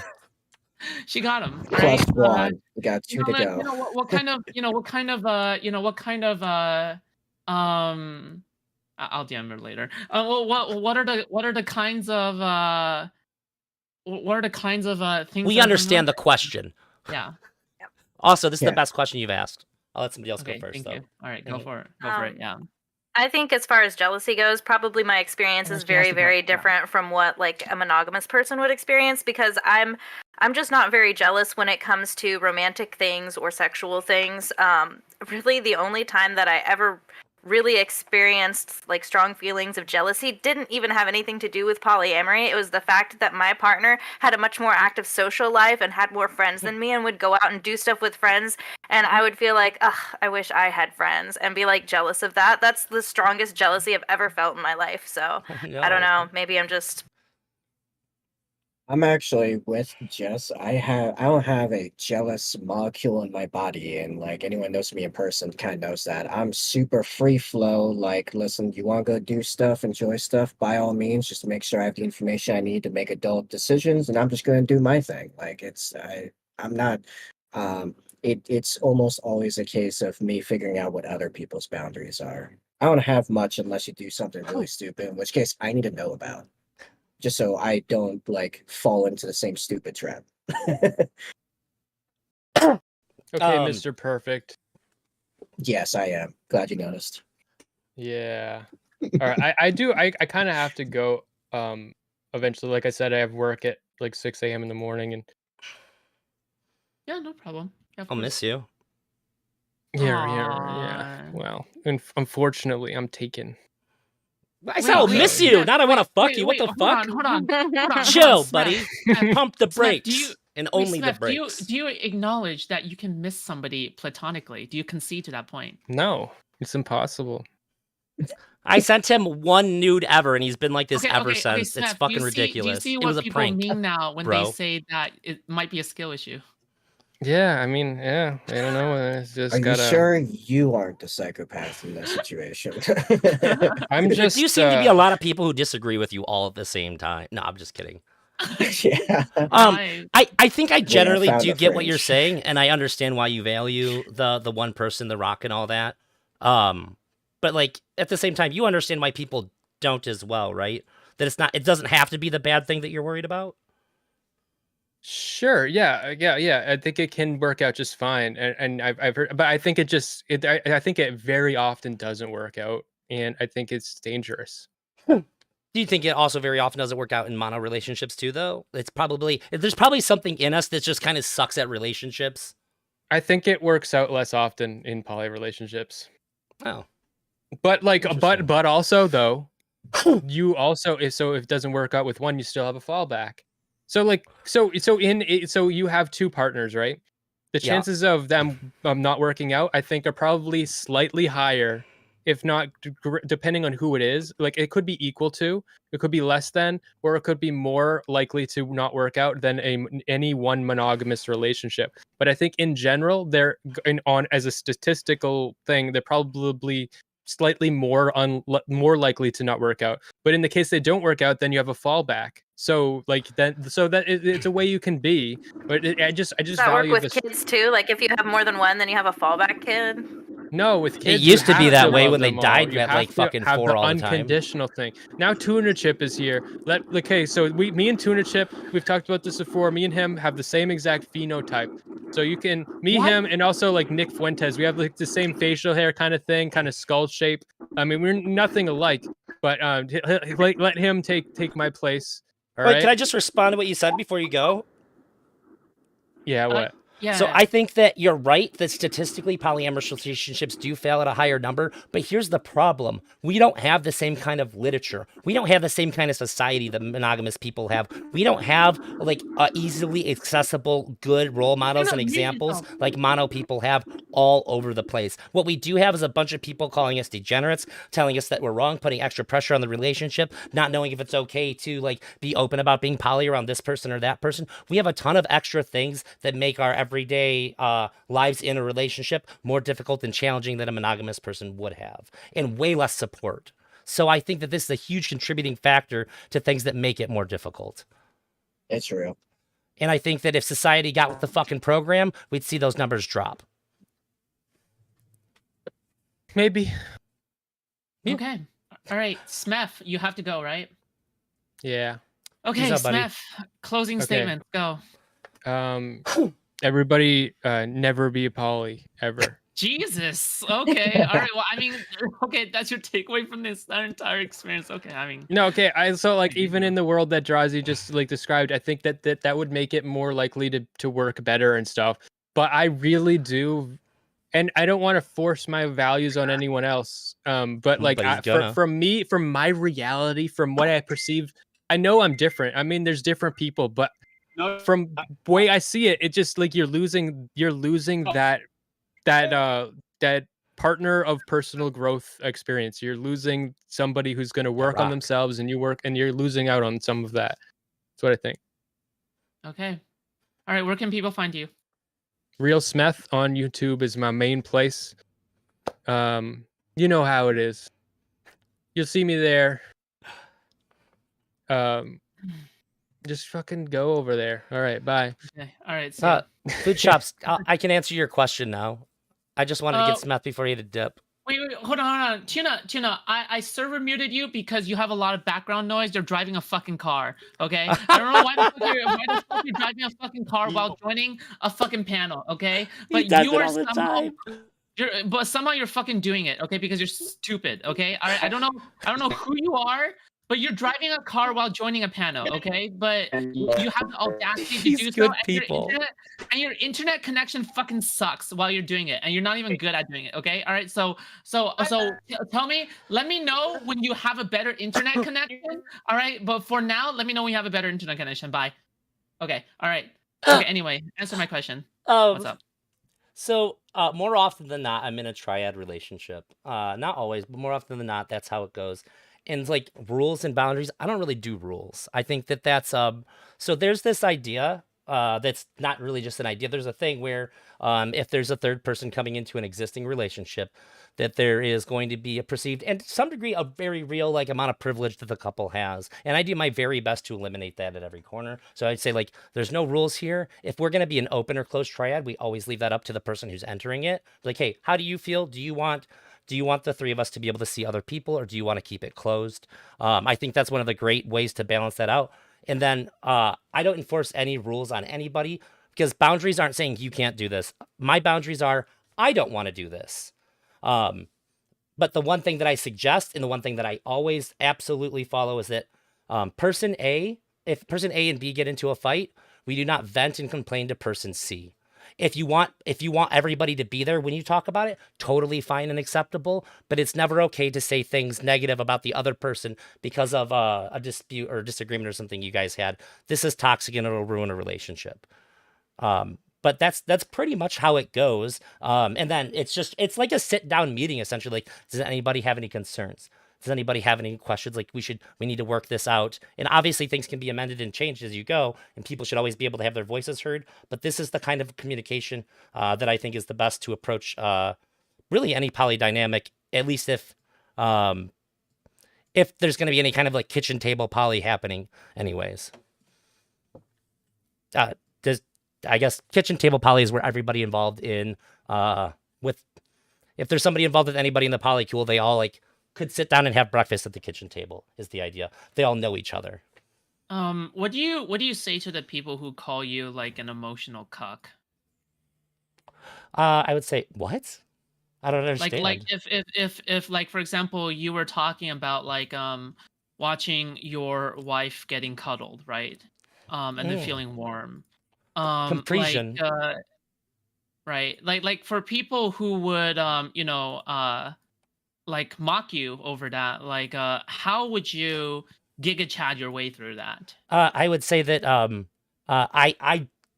sure that I have the propensity for jealousy and envy, but it's more like a bee sting. And these insecure fucks act like when their partner does something that makes them feel jealous, a nuclear bomb went off and they have to go throw a brick through their fucking car window and all the rest of society cheers it on. I think that this type of behavior is psychotic. I think if you can't handle your partner being fulfilled by somebody else, even if it's not in a relationship and it makes you go fucking batshit insane, you're batshit insane. You're just letting it out right then because people will let you. People will cheer you on. They'll make you feel good about it instead of shaming you like we should in a fucking civilized society. I think that's the craziest shit. I'll never understand how monogamous people get to act so fucking crazy and have it be socially accepted. It's wild to me. I am 100% with Drazzy on this in that I mean, yeah, like the whole thing, honestly, because I just want the people that I care about to be happy, whatever that entails. Like seriously, like it doesn't require me necessarily. It's cool when it does, but like I'm not gonna get butthurt if it doesn't. That's seems hyper selfish to me. And as for security, I mean, like, listen, if you're not secure enough in yourself that even if they all of them just went away, and while you'd be like sad about, but it would break you, you need to work on yourself. You need to be able to stand on your own 2 feet, like of your own volition. Or you probably shouldn't be in a relationship because you're going to become codependent real hard. Do you know what I want? Cake? I want monogamous people to. I want cake now. Sorry, continue. I want monogamous people to have a good internet connection. I think that's what I want because I actually want some schizo on here to go hard at polyamorous people, but unfortunately, it seems like Tuna Chip actually has a fucking terrible ass. I just don't get it. Tuna has base takes on polyamory. Really? Yeah, like Tuna and I met Twitch streaming and shit together, but like we're IRL homies now. We've met up in real life. He's has the most verbose and like philosophy pilled takes on polyamory, and they're all pretty fucking great. But they're definitely from a different lens, I would say that. Now, I actually have a question for you guys, since you guys are all polyamory fans, okay? and not only just cringe ass 20-year-olds who just tried it out for the first time and are like just experiencing it, right? And you guys are like veterans, right? So my question is this: like, how do you guys what are your thoughts on like open marriages? Like, what's the I guess there's like big difference, right? But between these two, well, not a big difference, but like technically, but like they what are the do difference? hybridize very well. Like yeah, sure, yeah. The thing is, I guess, like, how do you guys view these like two? Like, how do you guys view the two communities? I guess like. It's totally fine and valid, but on a personal level, it feels cold and detached to me. Like, I couldn't do that. But, like, if that's your thing, fuck it. Who cares? Oh, when I let myself, I'm kind of a party animal. So, like, let's go. If everyone's happy and, like, consenting, then let's rock. I think that you can have that element. Oh, sorry. Go ahead, please. I don't want to cut you off. I was just going to say that I don't have a lot of experience with that relationship style, so I really couldn't comment on it too much because it's not something that would be for me. Yeah. No, my ex and I would like go to parties and talk about on the way there, like, okay, are we gonna go like power couple look for people, or are we gonna split up and then almost turn into like a game? Like who can nap someone the fastest or something like that. Like we would make a whole like a play of it. It just depended on what we wanted to do that time.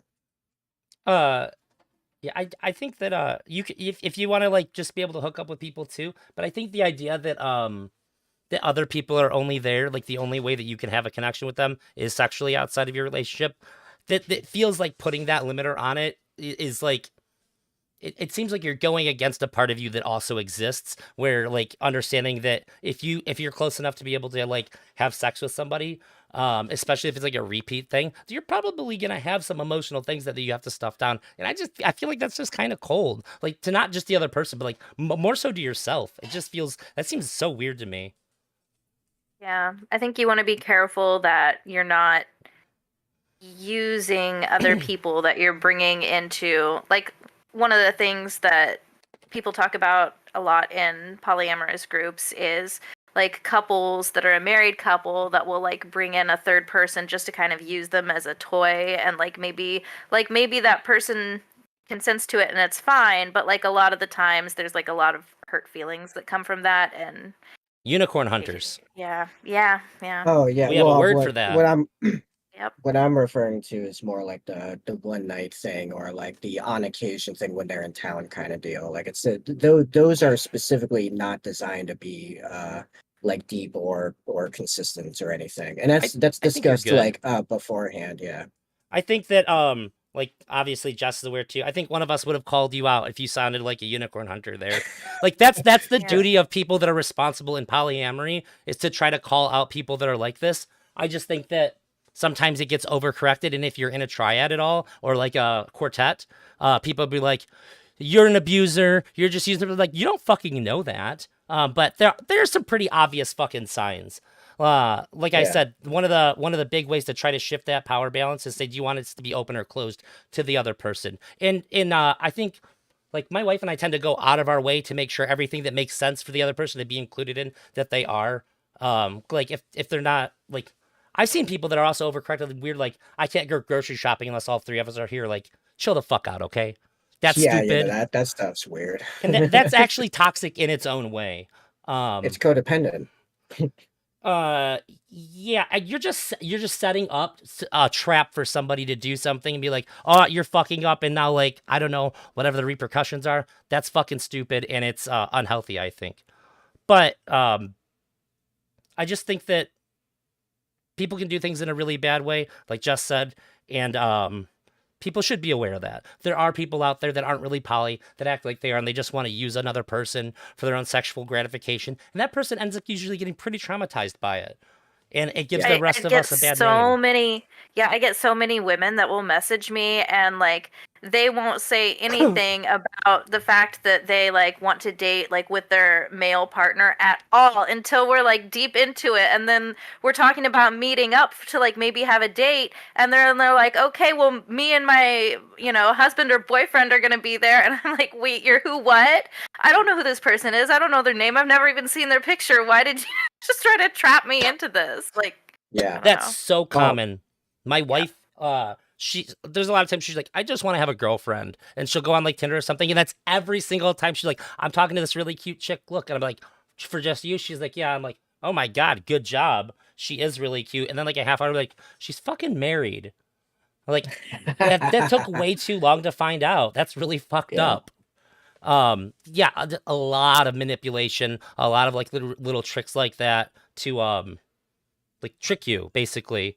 Like the pretty girl is, it's almost like the guy is using his pretty girlfriend or wife to like bait women in and reel them in, like, aha, we got her, we fucking got her so much. Yeah, wait till she's no, I've run invested into enough that to so not much. like, you say yes to all these things and you're so far in that like saying no feels really weird now that you're like kind of invested. It's fucked up. Yeah, it. I don't know who thinks that would really work though. Like if that happens to me, because it does feel weird to like say no and to like try to back out. But like I just ghost people like that. Honestly, if they're gonna be that dishonest, then like I just ghost them. But it must work on some people, and that's scary. Because I've met people that are like, oh, I tried that before and it was really bad, and they tell me this horror story. Like even the woman that we're seeing right now, this couple that she was with, I guess they were smoking and stuff, and she had like a bad fit of anxiety. So she's like, I'm gonna go get checked out at the hospital. That's never happened to me before. And they're like, I can't believe you did this to us. I'm like, what? What? And they're like, don't ever talk to us ever again. I'm like, that's crazy people stuff. And then as you hear more things about the relationship dynamics, you're like, oh yeah, that was really bad. That's fucking crazy. There's a lot of people out there like that. And I think it's probably pretty hard for people to differentiate like what I hate the phrase, but like ethical non-monogamy is versus like people that are just out here trying to like fuck another woman into their relationship is basically what they're doing. Which actually, on that point, I am seeing foods chat. I see there's what's wrong with married women if you're in an open relationship seems hypocritical. The problem is not that like they're married or that we're in an open relationship. The problem is that they didn't communicate what their actual status was and what the situation was up front, and whether or not they have an open marriage or not, because like you just found out that they're in one to begin with, and a lot of them are not in an open relationship. They're just straight up cheating, which puts you in an immediate like really bad situation if you were to actually go through with it. I mean, even just going that far, theoretically, if the guy's in a nutcase or the woman's a nutcase,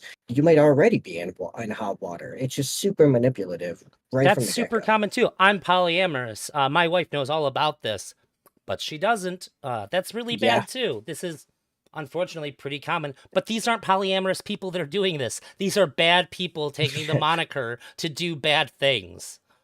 Yeah. I also, one time I went on this date with this girl, and I knew that she was married, but she was looking like just for somebody for her.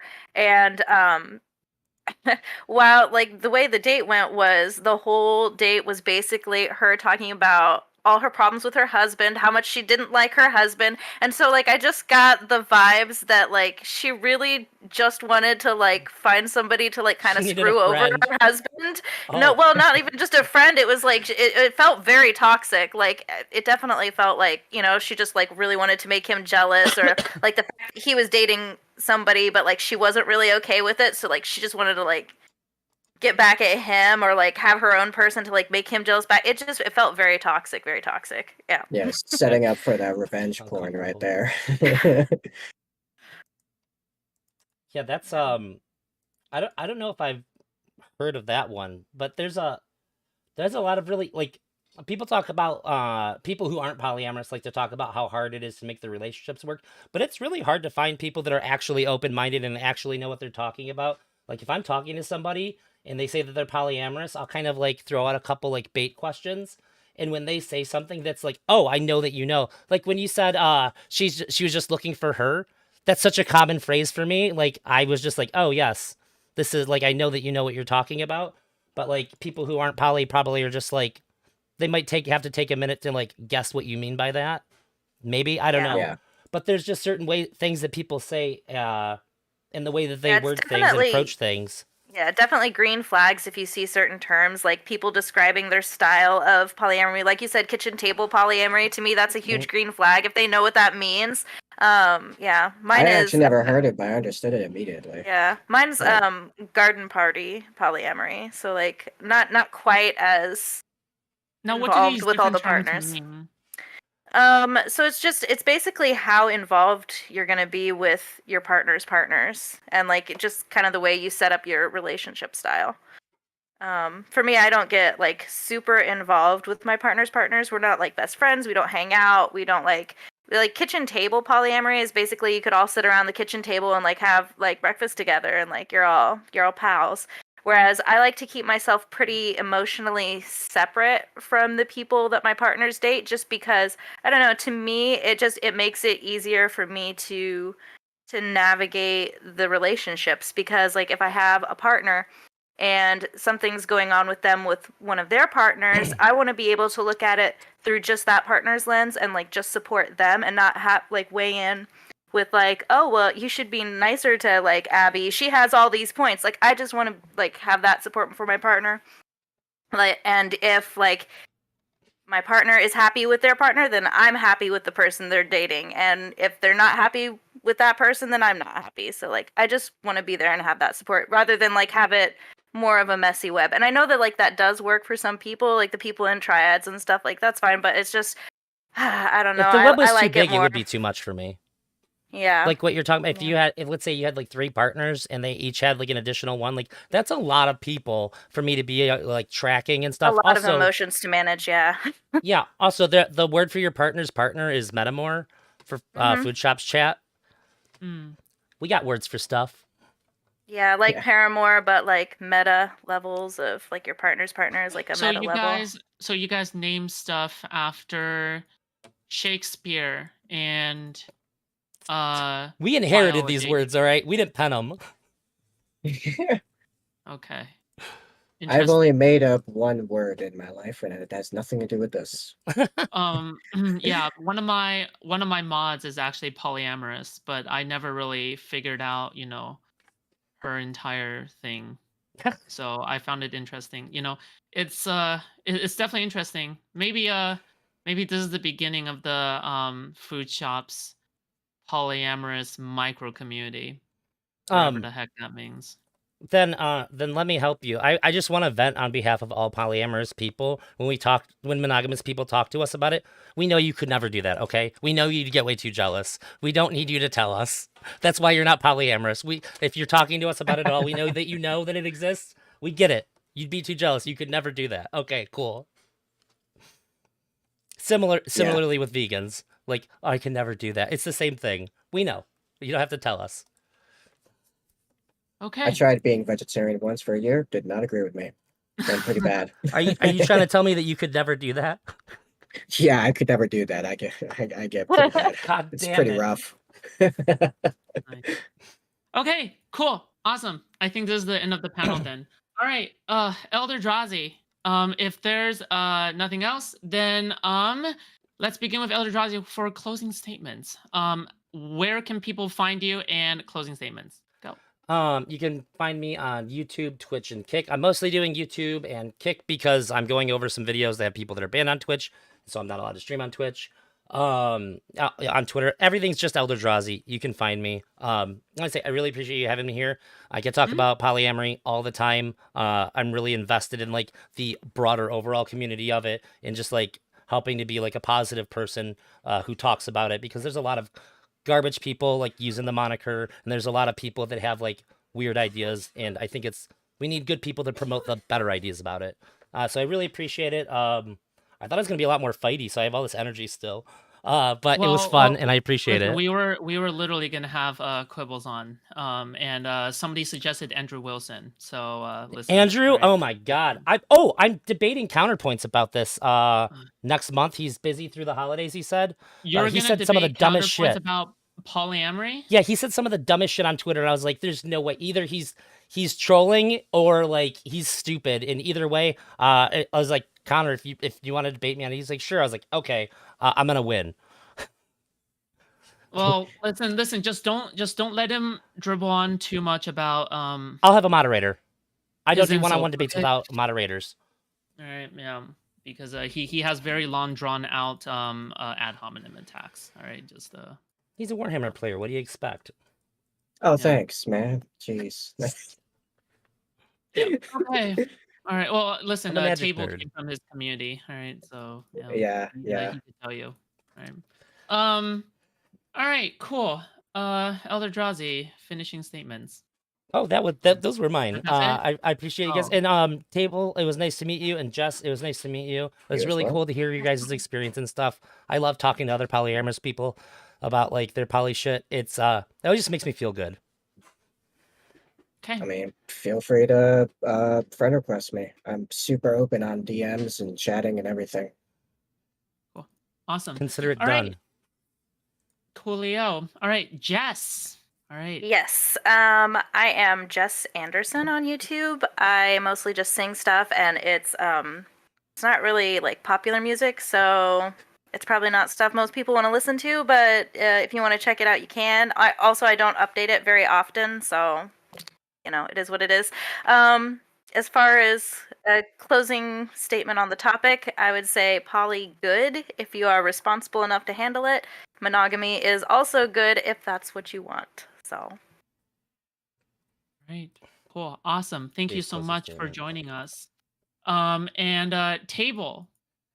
Yeah, I'm at Basically Tabletop on YouTube, Basically Tabletop also on Twitch, Kick, Rumble, basically A Table on Twitter because I couldn't fit the whole thing.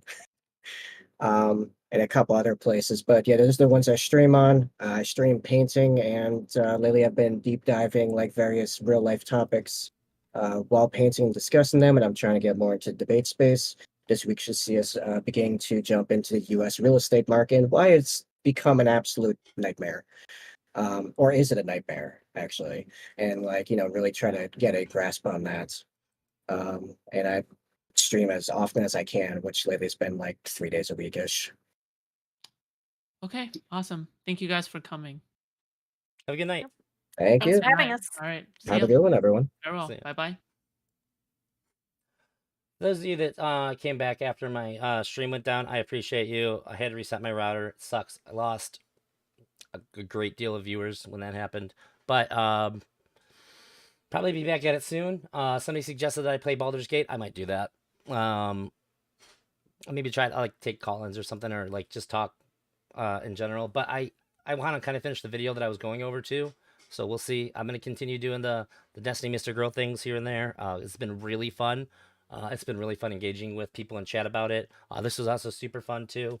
And just trying to, I honestly, I'd really like to do more like one-on-one debates because I like arguing with people. That'd be really fun. Oh, sorry, Sfaxon. I told you when you said it the first time in chat that I've been streaming since 6 o'clock or 6:30, something like that. It's time for me to go. But hit me up next time. I probably won't be so exhausted of sitting in this chair.